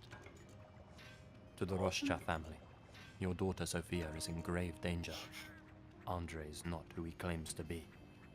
The police won't help you. It may already be too late. Go to this man for help. It's your best chance. Signed, a friend. The man he named in the letter was me. The plot thickened. Oh. I agreed to help the family, told them I'd make the case my priority. They told me to do whatever I had to do. Money wasn't a factor. Problem was, with 0 leads, it was hard to know where to start looking. Turns out, a lead came to me. An hour after Sophia's parents left my office, I received a call from a private number. An unknown male voice spoke. Listen closely. Andre will be at this location at 8 p.m. He won't be alone. I think a pseudo detective story just popped in the middle of this list. Be careful. I jotted down the location Is the there any stranger dark told me. web ones? A restaurant in the nearest Probably. city, maybe Be a too hard to look for any. 45-minute drive away. I then asked him the Those obvious ones are question. good. I'll look into Who it. am I talking to? I like. A friend. Whatever you do, don't tell the parents. How do I know I can trust you? I've already said too much. Good luck. The line went cold. No doubt it was the same guy who sent the letter to the Roshchas. I thought about calling Yeah, him, I think but they added a decided new to heed character the to stranger's Slay to warning. Spire. Yeah. Instead, I grabbed my Last time phone I've and seen hopped in my car gameplays been outside. like 3 or Drove 4. to the restaurant the guy mentioned. I made it there around 8:15. Alright. I entered and made my way to the bar, ordered a soft drink. I subtly scanned the room. There, on the corner table, was Andre, the supposed boyfriend. So much for running and eloping to another country. He was sat with a girl. It wasn't Sophia. What the hell was this guy up to? I kept an eye on them, biding my time. They paid their bill. I paid mine. They left together. I followed behind at a distance. They both got into a car outside. I got into mine. They had no idea I was tailing them as they drove off. After about 20 minutes of driving, I was startled when I saw them turn off into what looked like an abandoned factory complex. Not exactly a romantic spot. I pretended to continue on down the road, straight, then quietly pulled off to the side and switched off my headlights. I decided to get out of my car and walk into the factory grounds, not wanting Andre to know I was there too. I sneaked through the gate and entered the complex. I watched as Andre switched off his engine outside the old factory. To my surprise, 2 other men emerged from the abandoned building. They were large and skin-headed, with a look of cruelty about them. That's when I heard muffled female screaming coming from inside Andre's vehicle, which only got louder as the 2 men opened the passenger side door and dragged Andre's date out. Uh-oh. She was kicking and struggling as they dragged her into a black van waiting nearby. Oh. God damn it. Human traffickers. I couldn't sit there and do nothing. But what could I do? I was unarmed. The only thing I had to hand was my camera. I lifted up the device and covertly snapped several images of the men and their license plates. The engine of the black van roared and began to make its way towards the gate I was next to. Christ, if the headlights shine on me, I'm toast. I turned and sprinted towards my car down the road on the left, the sound of the van getting louder as it approached me. I made it inside my car. The van pulled out of the complex. Please turn right. Please turn right. Damn it, it turned left. As it came to pass me, the driver turned his head, and there was no doubt he saw me huddled down in my seat. He continued on a little further down the road before I saw the van's brake lights flare. Next thing I knew, Andre's car pulled up right beside me. Oh. This was it. This was the end. Andre looked me straight in the eyes, gave me the most sinister smile I've ever seen in my life, and raised up his hand with his fingers in the shape of a gun. He pretended to shoot me, then gave me a wink and drove off behind the black van.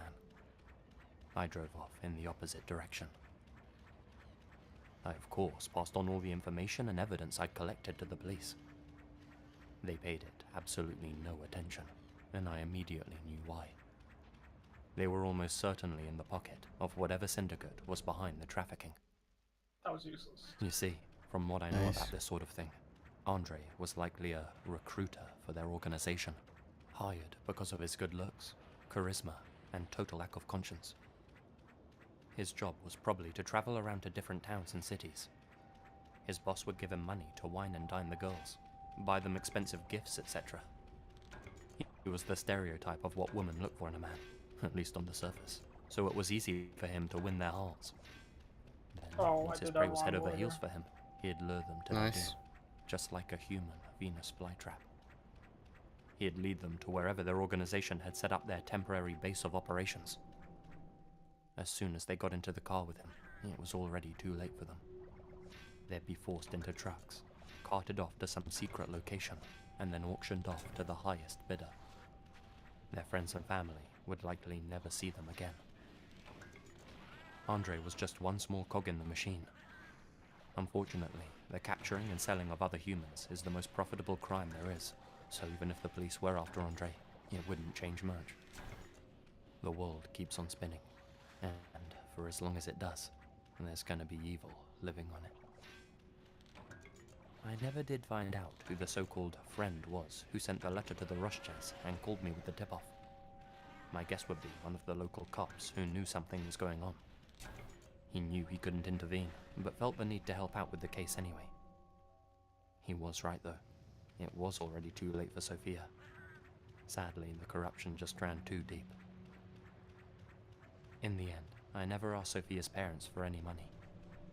Ultimately, I decided to tell them that Sophia really did run off with Andre. I wanted to save them from heartbreak, from knowing that their daughter suffered the worst fate imaginable. I still ask myself whether I should have told them or not. Keeps me up some nights. Sheesh. Pega. Yeah. Number 3. I'm from Ohio, but not one of the highly populated, dense city areas. I'm from a little town on the edge of those, surrounded by cornfields. It's a very small community. I lived at home with my parents at the time. I would have been about 14 years old. My mother is a very nice lady. She knows almost everyone in town, and has a reputation for being one of the nicer people working at the local pharmacy. Since she knows everyone, and the town's so small, everyone knows where everyone lives. It wouldn't be hard to track her. We literally live a street down from the store. A man had become infatuated with her. Oh boy. I don't think it helped that they met once a week to fill out his prescriptions. He offered to come over several times. She declined as nicely as possible. Then he got more pushy, offering to take her on dates and the like. My mum's married. She wears a ring on her finger and is very much in love with my father. Plus, it's not like this guy is some sort of superstar either. Usually I wouldn't go for the low blow insults, but after what he did, I'm comfortable calling him scum. He's about 5'8", very overweight, greasy, has a grey and short, curly beard, and the top of his head is bald. He's built like your average hillbilly, one that also works even less. His name is Dave. Now, imagine it's the summer. I'm home alone by myself, playing online video games. As you do. The windows are open. The front door's ajar. The glass one in front of it's closed, but a draft comes in under it. My dad works not too far away, and I'm supposed to call him first if anything goes down. This is after weeks of my mum turning Dave down. Dave had shown up multiple times at our house unannounced. He drove his lawnmower since he couldn't drive a car, and had been begging to join my father's band. My dad repeatedly shot him down every time. Anyway, I'm sitting in our living room. If you look out the window at the front, you can see the driveway that leads to the garage. I can hear that damn lawnmower pulling up outside, and I pause everything, muting my friends online, praying he just goes past. But he doesn't. Out of the corner of my eye, I watch him get off his lawnmower. He's holding something I can't quite see. I have anxiety, and at this point, I'm already scared of him. He's bigger than me, and since he eyes up my mum, I'm sure he's got some gross thoughts about me too. I'm not ready to confront him, so I get up and flee to my room, where I shut the door. I can hear him trying the front door. He shouts to see if anyone's home, yelling that he can see the TV's on. I'm in my closet, texting my dad frantically that he's here, and I need him to come home and help me. Then I can hear Dave climb inside through an open window. He's now in the house, stomping around just in the living room. I feel like I'm gonna cry. My mum never told me exactly what he needed medicine for, but I know that it can't be anything good. I wonder if he's off his meds, and that's why he's gone psycho. I hear him drop something blunt on the ground. Whatever it is, he's dragging it behind him, just pacing through my house. It's something heavy, and I can feel my blood running cold as he works his way up to my room, the only door that's closed. I try to keep my breathing at its quietest level, and for a moment, he just stands at my doorway. Then, he picks up the object and walks away. I can hear him leave through the window he came through. My dad replies to my message, saying he'll be home any moment. He's right. After about 5 minutes of me crying alone in the closet, I hear him pull in. I hear him arguing with Dave outside. This is what my dad told me happened. I was pulling in when I saw Dave standing in our backyard, piling some firewood at his feet. He'd opened up our shed and was taking it out. I said, "Hey, did you just go in my house?"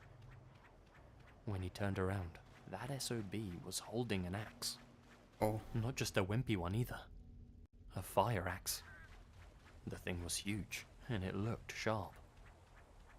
I could hear him chanting something over and over, and he wouldn't respond to anything I asked him. He just kept repeating, "Mouse is in the closet. Gonna start a fire." Over and over. I still feel like I'm gonna pass out just thinking about this story. We called the police, and when they came, they took him away for questioning. He didn't strike out violently at all, just went into their patrol car without question. He wasn't charged with anything. They just put him in a home since he's past 70 years old. His brain had just deteriorated so much that I guess he thought it would be normal to drop by. Never gave any sort of details about why he wanted to start a fire. I don't know if he wanted to burn me alive in the closet or set the whole house ablaze. My mother, of course, was horrified. Now when customers ask her personal questions or try to be smooth, she shuts them down instantly. Still, I do wonder what would have happened had I confronted him when he came inside. Best not to think about it, I guess. Why? Never saw him again. It's been years, but I can't get that out of my memory. Mouse is in the closet. Mouse is in Gonna the start closet. a fire. Oh no.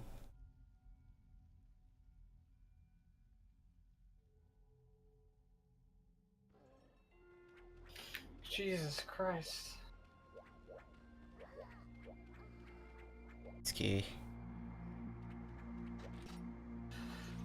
Oh, I'm so bad. He's good, man.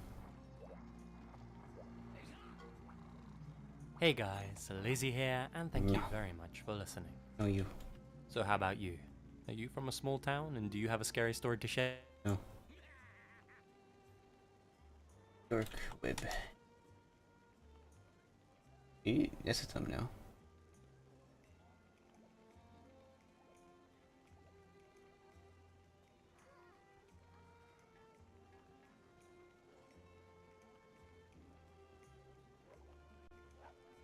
Let's go for that one.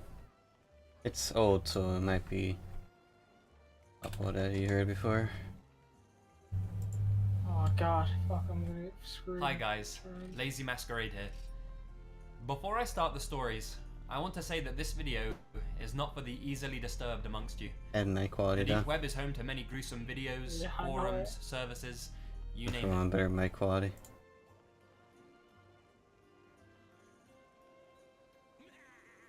Yeah, go on that one.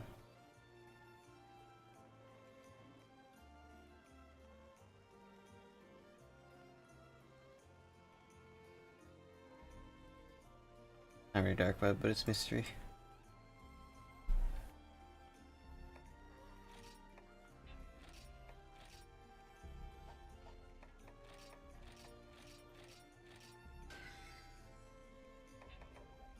Oh.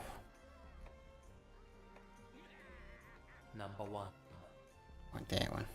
For the past 10 years, severed human feet in running shoes have mysteriously been washing up on the shores of British Columbia, Canada.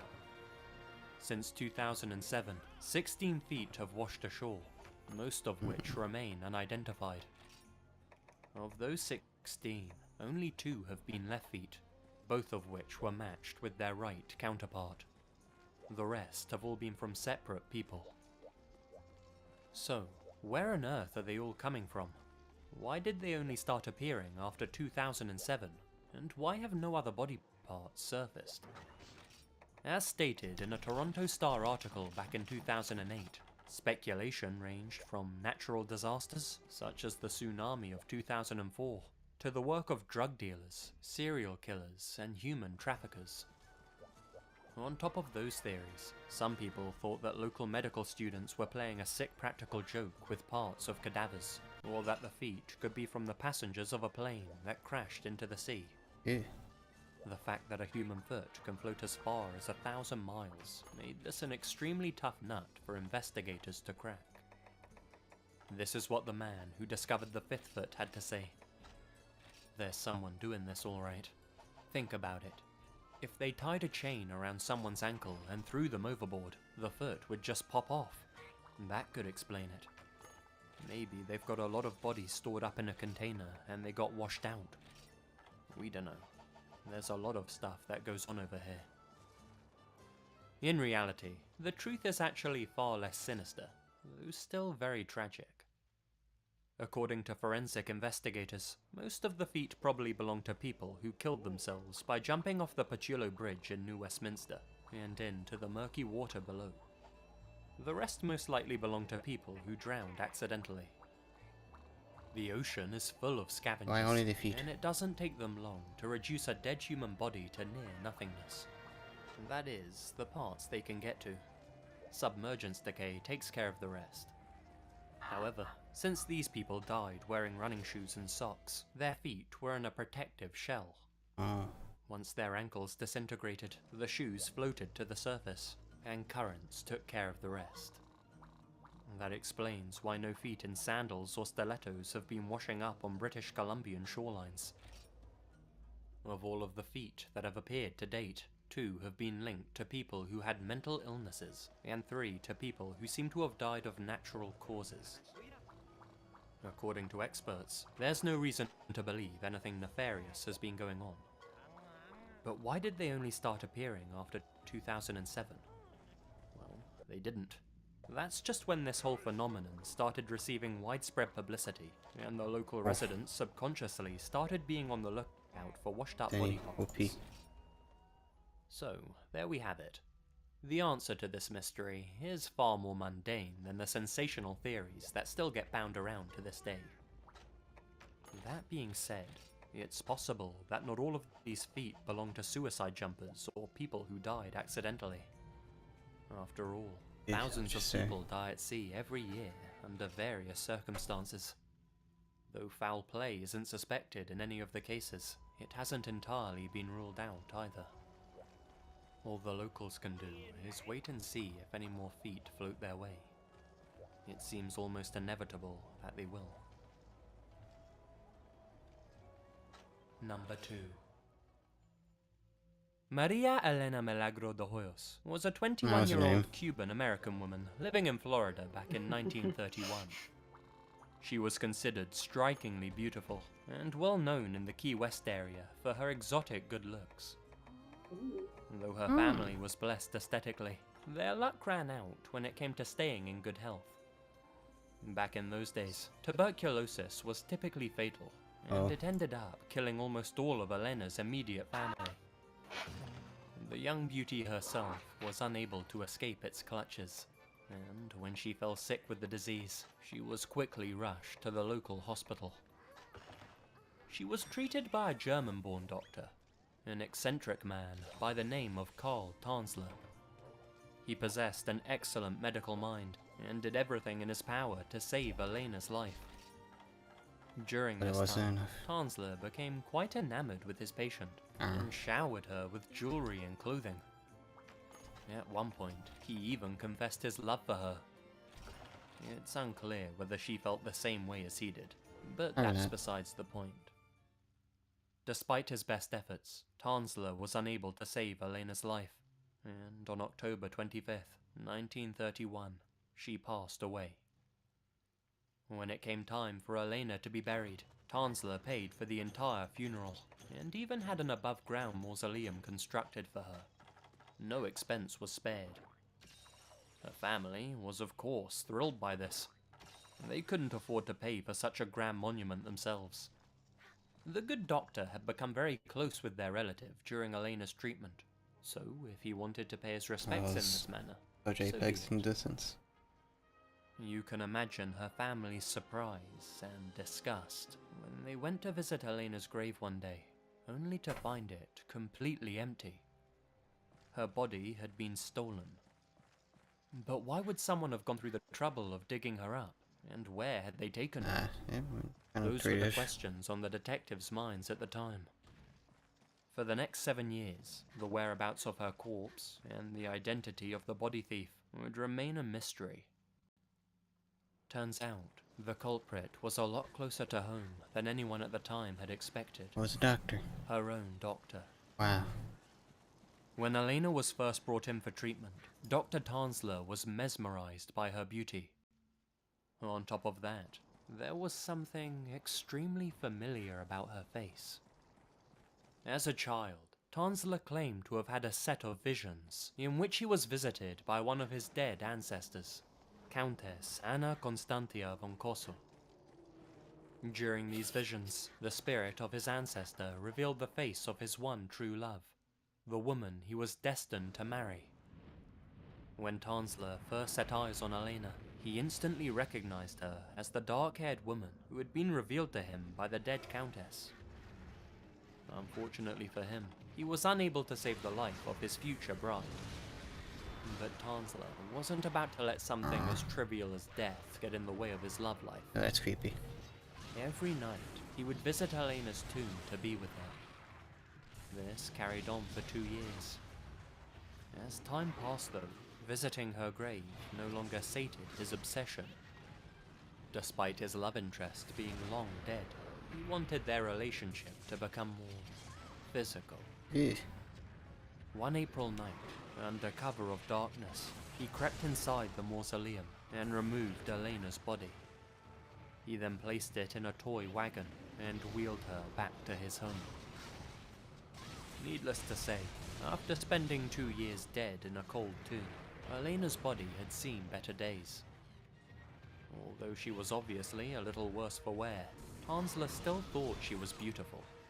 So, to bring some life back to her, some minor adjustments needed to be made. Tansler scooped out what was left of Elena's dead eyes and replaced them with glass ones. He then used wire and coat hangers to hold her bones together, bringing a rigidness back to her form. Of course, her skin had started to decompose as well, so he encased the corpse in wax and plaster. As her scalp began to rot away, he fashioned a wig from the hair that fell out of it. As time continued to go by, maintaining Elena's body became more and more tricky. But with each new difficulty, Tansler came up with a solution. As her inside shriveled away, he filled the body's abdomen and chest cavity with rags. He dressed her in expensive clothes and jewelry, and sprayed her with numerous perfumes, disinfectants and preserving agents to get rid of the foul stench of death and to delay the decomposition process. As the years racked up, Tansler continued to work on his dead bride, doing his best to keep her as lifelike as possible. By the I think time there's a he had picture finished, of her in the she was more thumbnail. synthetic than organic. I was wondering what that was. Tansler had turned Elena into an uncanny replica of herself, Creepy. a lifeless human doll. This entire time, he kept Elena's body in his bed and slept with it every night. Ugh. Despite now being nothing more than a shoddy Madame Tussauds waxwork, Tansler's love for Elena never faded, even after the police discovered it was him who had stolen her body. Although he was swiftly arrested and charged, his case was eventually dropped. The statute of limitations for the crime had expired. Tansler was allowed to walk free. Surprisingly, his reputation wasn't too poorly affected either. Most people at the time viewed the Doctor as an obsessed, yet well-meaning romantic. Okay. According to some sources, Tansler used a death mask he had made of Elena's face to create a life-sized effigy of her, very similar to the corpse he had been keeping in his bed for the last 7 years. Some have even suggested that this wasn't a mere recreation, and that Tansler was somehow able to switch Elena's body with another, and had her secretly returned to him. Whatever the case, Tansler died a free man at the age of 75, his doll bride watching over him as he passed away. One account of his death even states that he died in the arms of the lifeless Elena doll. Number 3. Minneapolis, 1981. A 911 operator receives a call from an obviously distressed man. He's breathing heavily into the phone and struggling to hold back tears. Through whimpers and a barely coherent voice, the man confessed something truly shocking. You find me, I just stabbed somebody with a knife stick. I can't stop myself. I keep killing somebody. Whoever was on the other end Yeah, of the line, that's whimpering. they weren't lying. Upon investigation, the police found the body of Kimberly Compton, an 18-year-old student. She had been viciously stabbed 61 times with an ice pick. Oof. This was the first of 3 murders carried out by a man dubbed the Weepy-Voiced Killer. For 2 years, he would plague the city, attacking and murdering women, and then notifying police about what he had just done.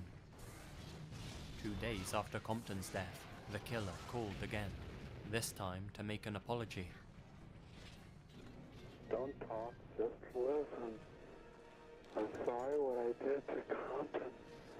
I couldn't help it. Don't know why I had to stab her. I'm so upset about it. I keep getting drunk every night. I can't believe I just big dream. I can't think of being locked up. If I get locked up, I'll kill myself. I'd rather kill myself than get locked up. I'll try not to kill anybody else. Another day passed, and the weepy-voiced killer called yet again. This I time, can't be no. that the newspaper accounts of the killing were Can't got blessed by everything. Though he claimed to be sorry for Kimberly's murder, it started to seem as if he was getting a kick out of his newfound notoriety.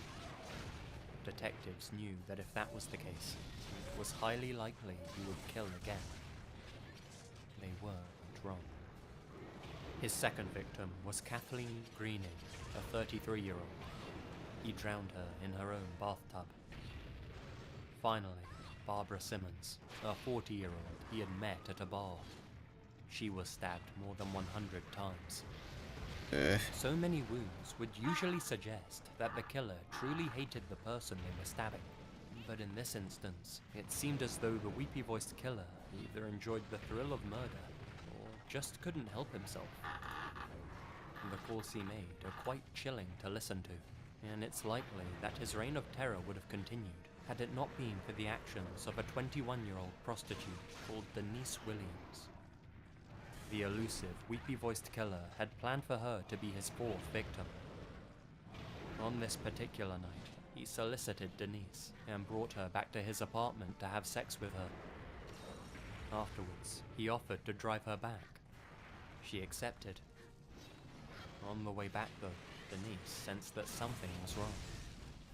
Rather than driving her directly back to her stop, her client was taking her down a dark suburban area. That's when he pulled into a dead-end road and stopped the car. Noticing an empty bottle on the floor, Denise quickly picked it up to use as a weapon. A decision that probably saved more than just her life. The man pulled out a screwdriver and stabbed her several times in the stomach. She smashed the bottle over his head, causing the man to bleed profusely and allowing her enough time to make her escape. Not long afterwards, a 911 operator received a call.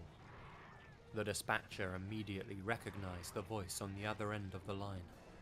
There was no mistaking it. This was the weepy-voiced killer. This time, however, he wasn't calling to make a confession. He was calling for an ambulance. The damage that Denise had inflicted on him was too severe to ignore. Officers were notified, and within minutes, the weepy-voiced killer was in custody. This was him, Paul Michael Stefani, a janitor with a history of mental illness. A man who said that to him, murder was as much a part of normal life as driving or eating. He was convicted of murder and attempted murder, and sentenced to 40 years in prison. Despite this, Stefani wouldn't confess to the murders for almost 20 years.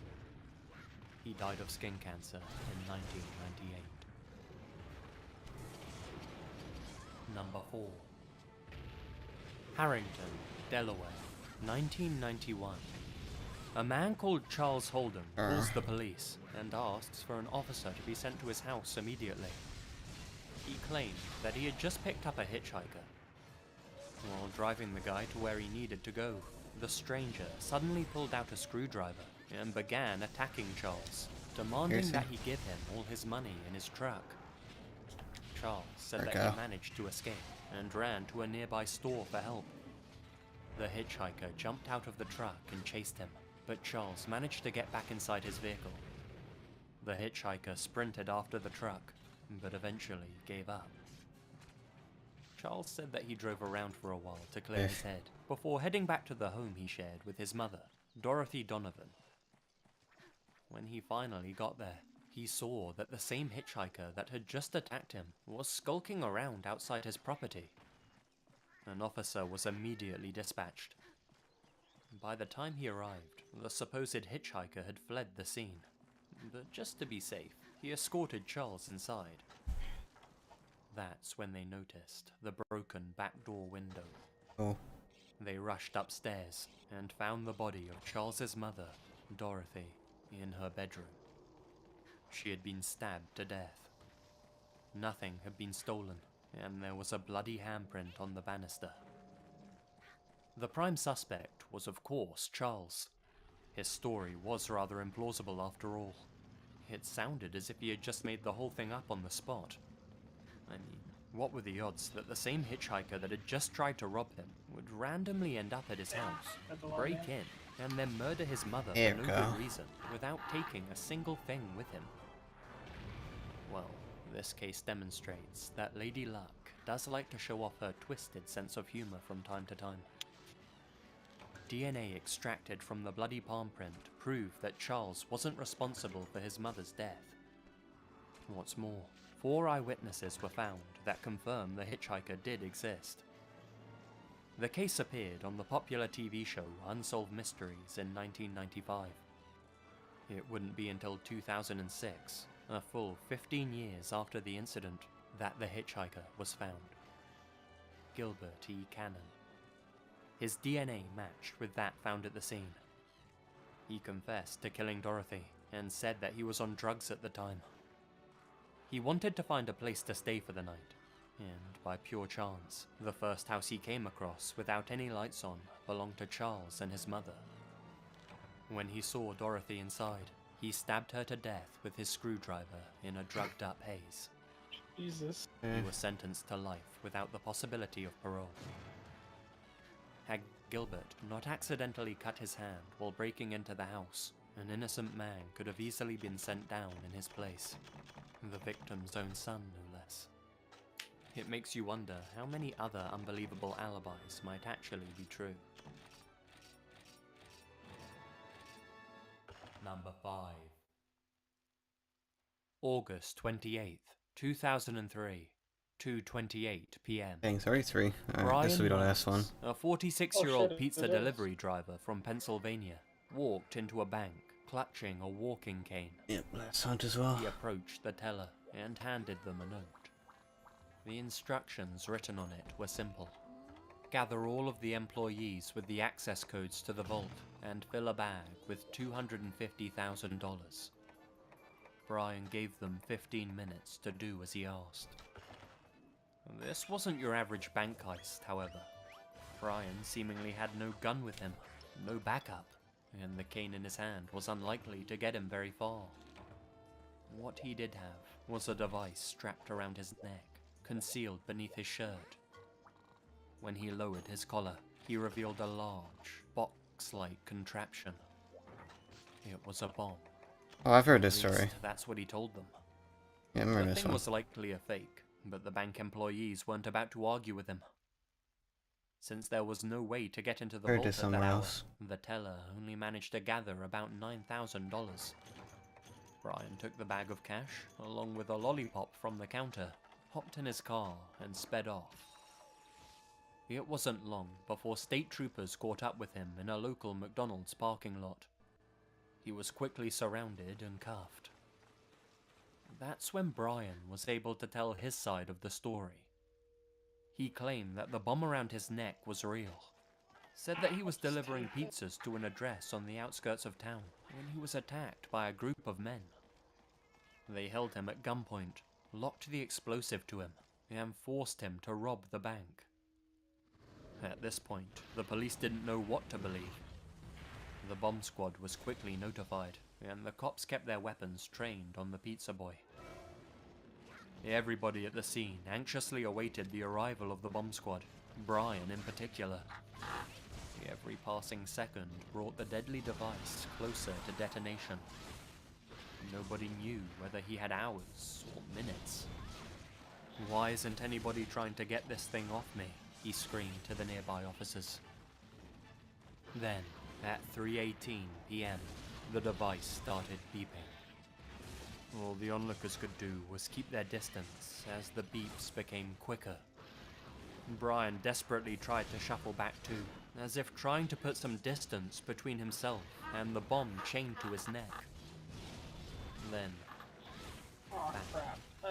A small explosion threw Brian backwards onto the pavement. Blood poured out of the fist-sized hole it had made in him.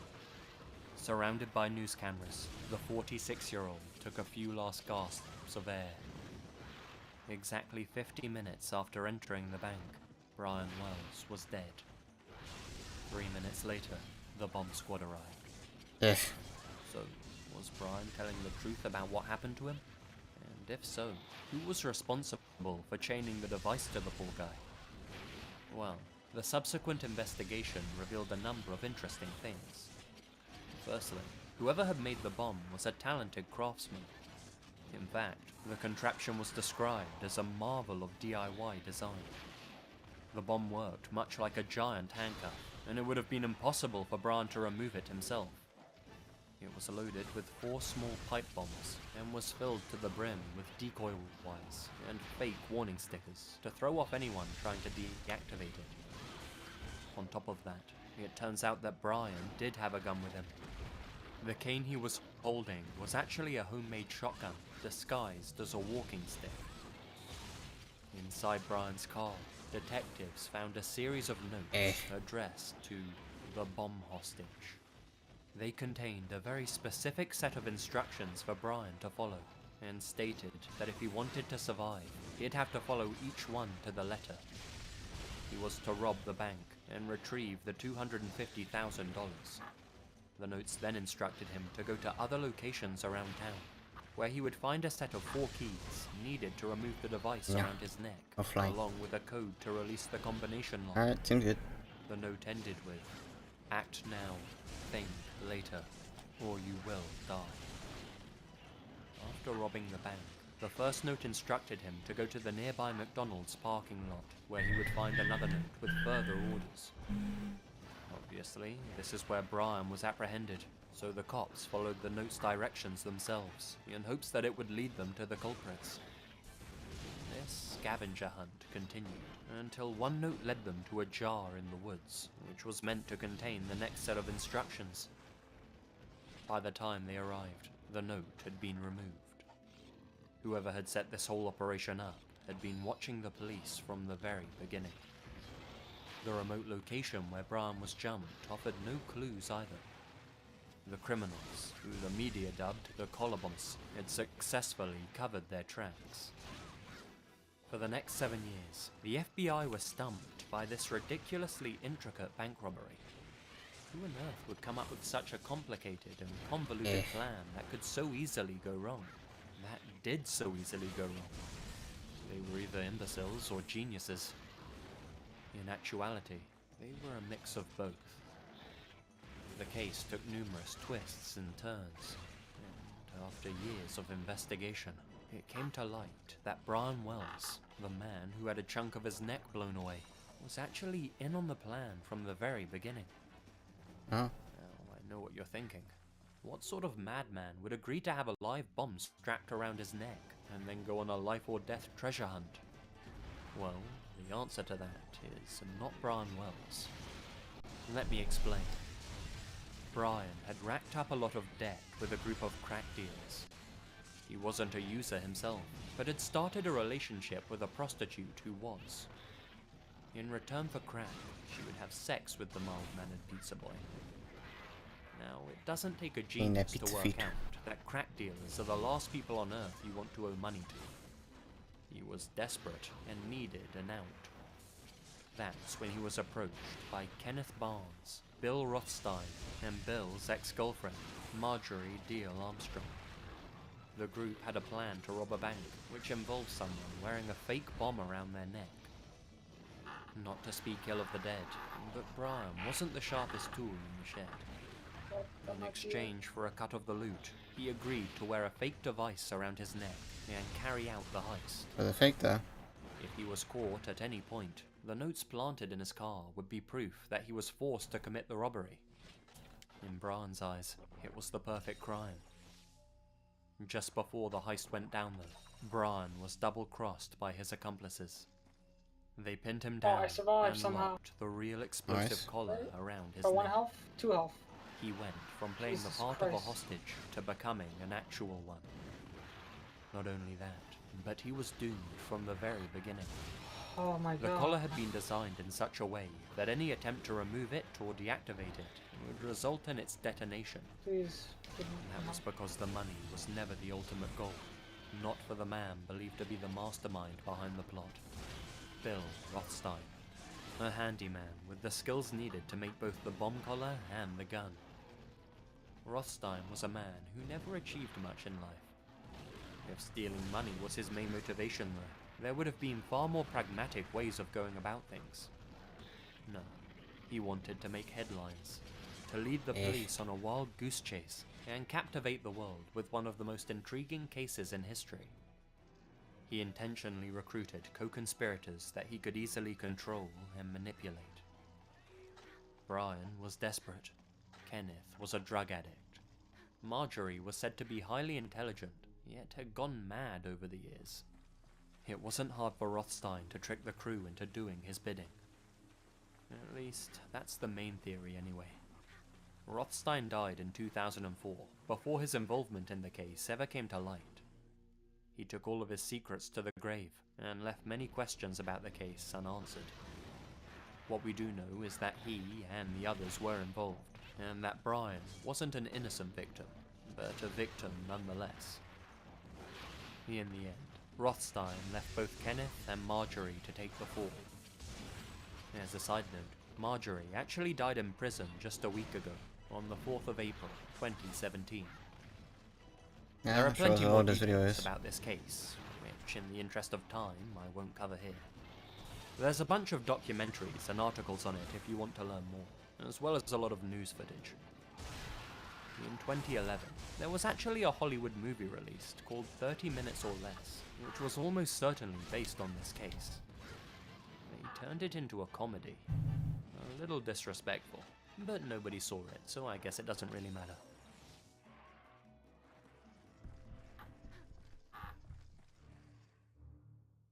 Hi guys, Lazy here, and thank you very much for listening. Well, I know most of you probably enjoy story videos a lot more than these, but Alright. Let's see all these. How do I disconnect it? Here we go.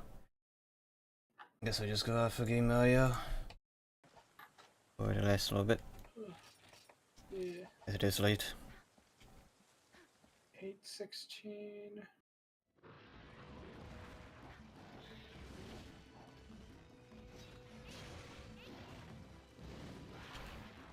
Right, wind pressure.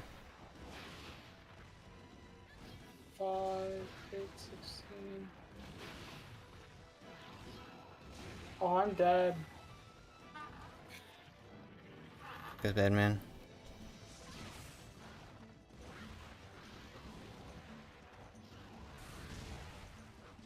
Ooh. No. Not getting tail slammed. Oh, I'm 1 HP, holy shit.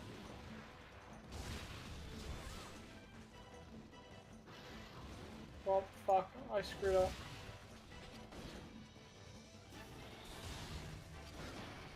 Oh, okay. I need to die, huh?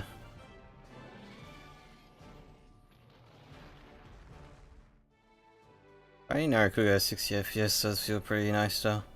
He was right. Unlocked new character. Nice. Ugh. Sucked.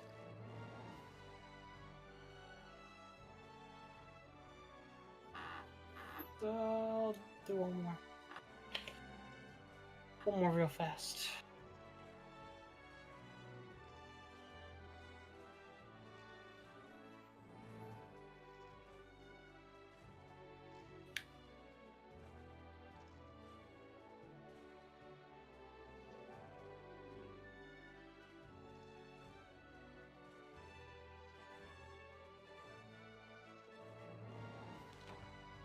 Alright, jeez. No world is it. Game Freak says it's set out to make the greatest Pokemon game with Pokemon Sword and Shield. Haha. Funny. And that's all. Ooh. Ooh, that's good. That's pretty good right there. What? We sent a picture. There is. Let me get all this stuff first. Oh, I just saw the Trojan flaming hot. Oh, yeah. Sadie's releases GameCube style Joy-Cons for Nintendo Switch. Look pretty alright. Oh, yeah, it's alright.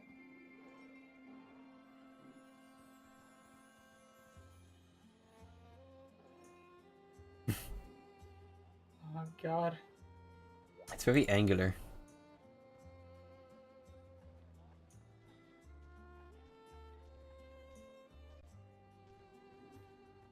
Yeah, was out of that. Oh my god.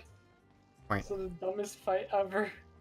I have a rune, a relic that makes me not discard my hand at the end of my turn, so I just have a full, like, shit ton of cards in my hand, and I'm just trying not to take damage. Oh.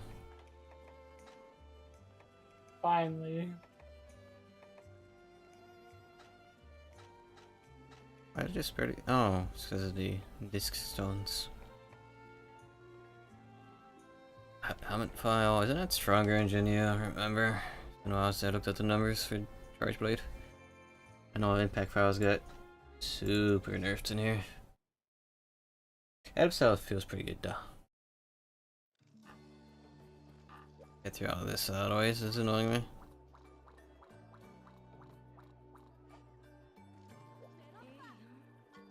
You saw anything interesting? At the tank, 10 damage, feels bad. Pop.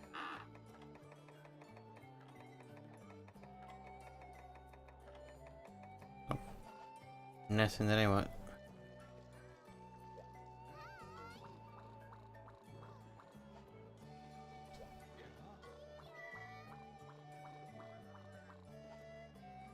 Eh.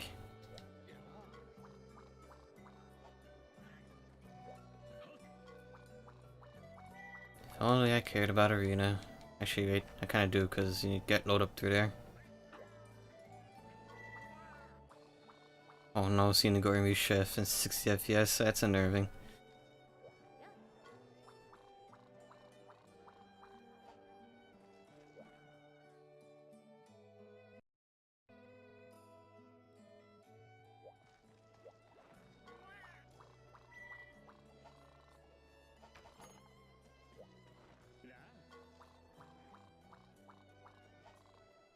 Oh, you actually see the weapons in the background. It's pretty nice. Make out the details. Alright, that's all the thingies. So, just quickly deafen myself. Oh yeah, alright, I have OBS my third monitor, I don't have to like move all the way over there. So, yeah, thanks everybody for watching tonight's stream. Hope it was fun to watch. I'll see you guys tomorrow.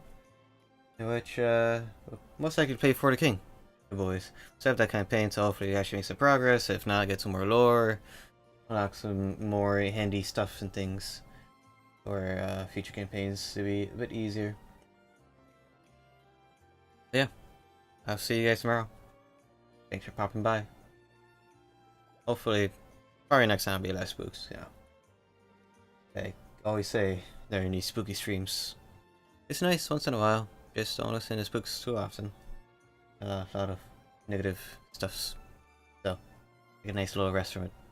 Listen to something happy. Get some nice happy stories. Or something. I don't know. Watch something wholesome or funny. Even it out somehow. But for now, see ya.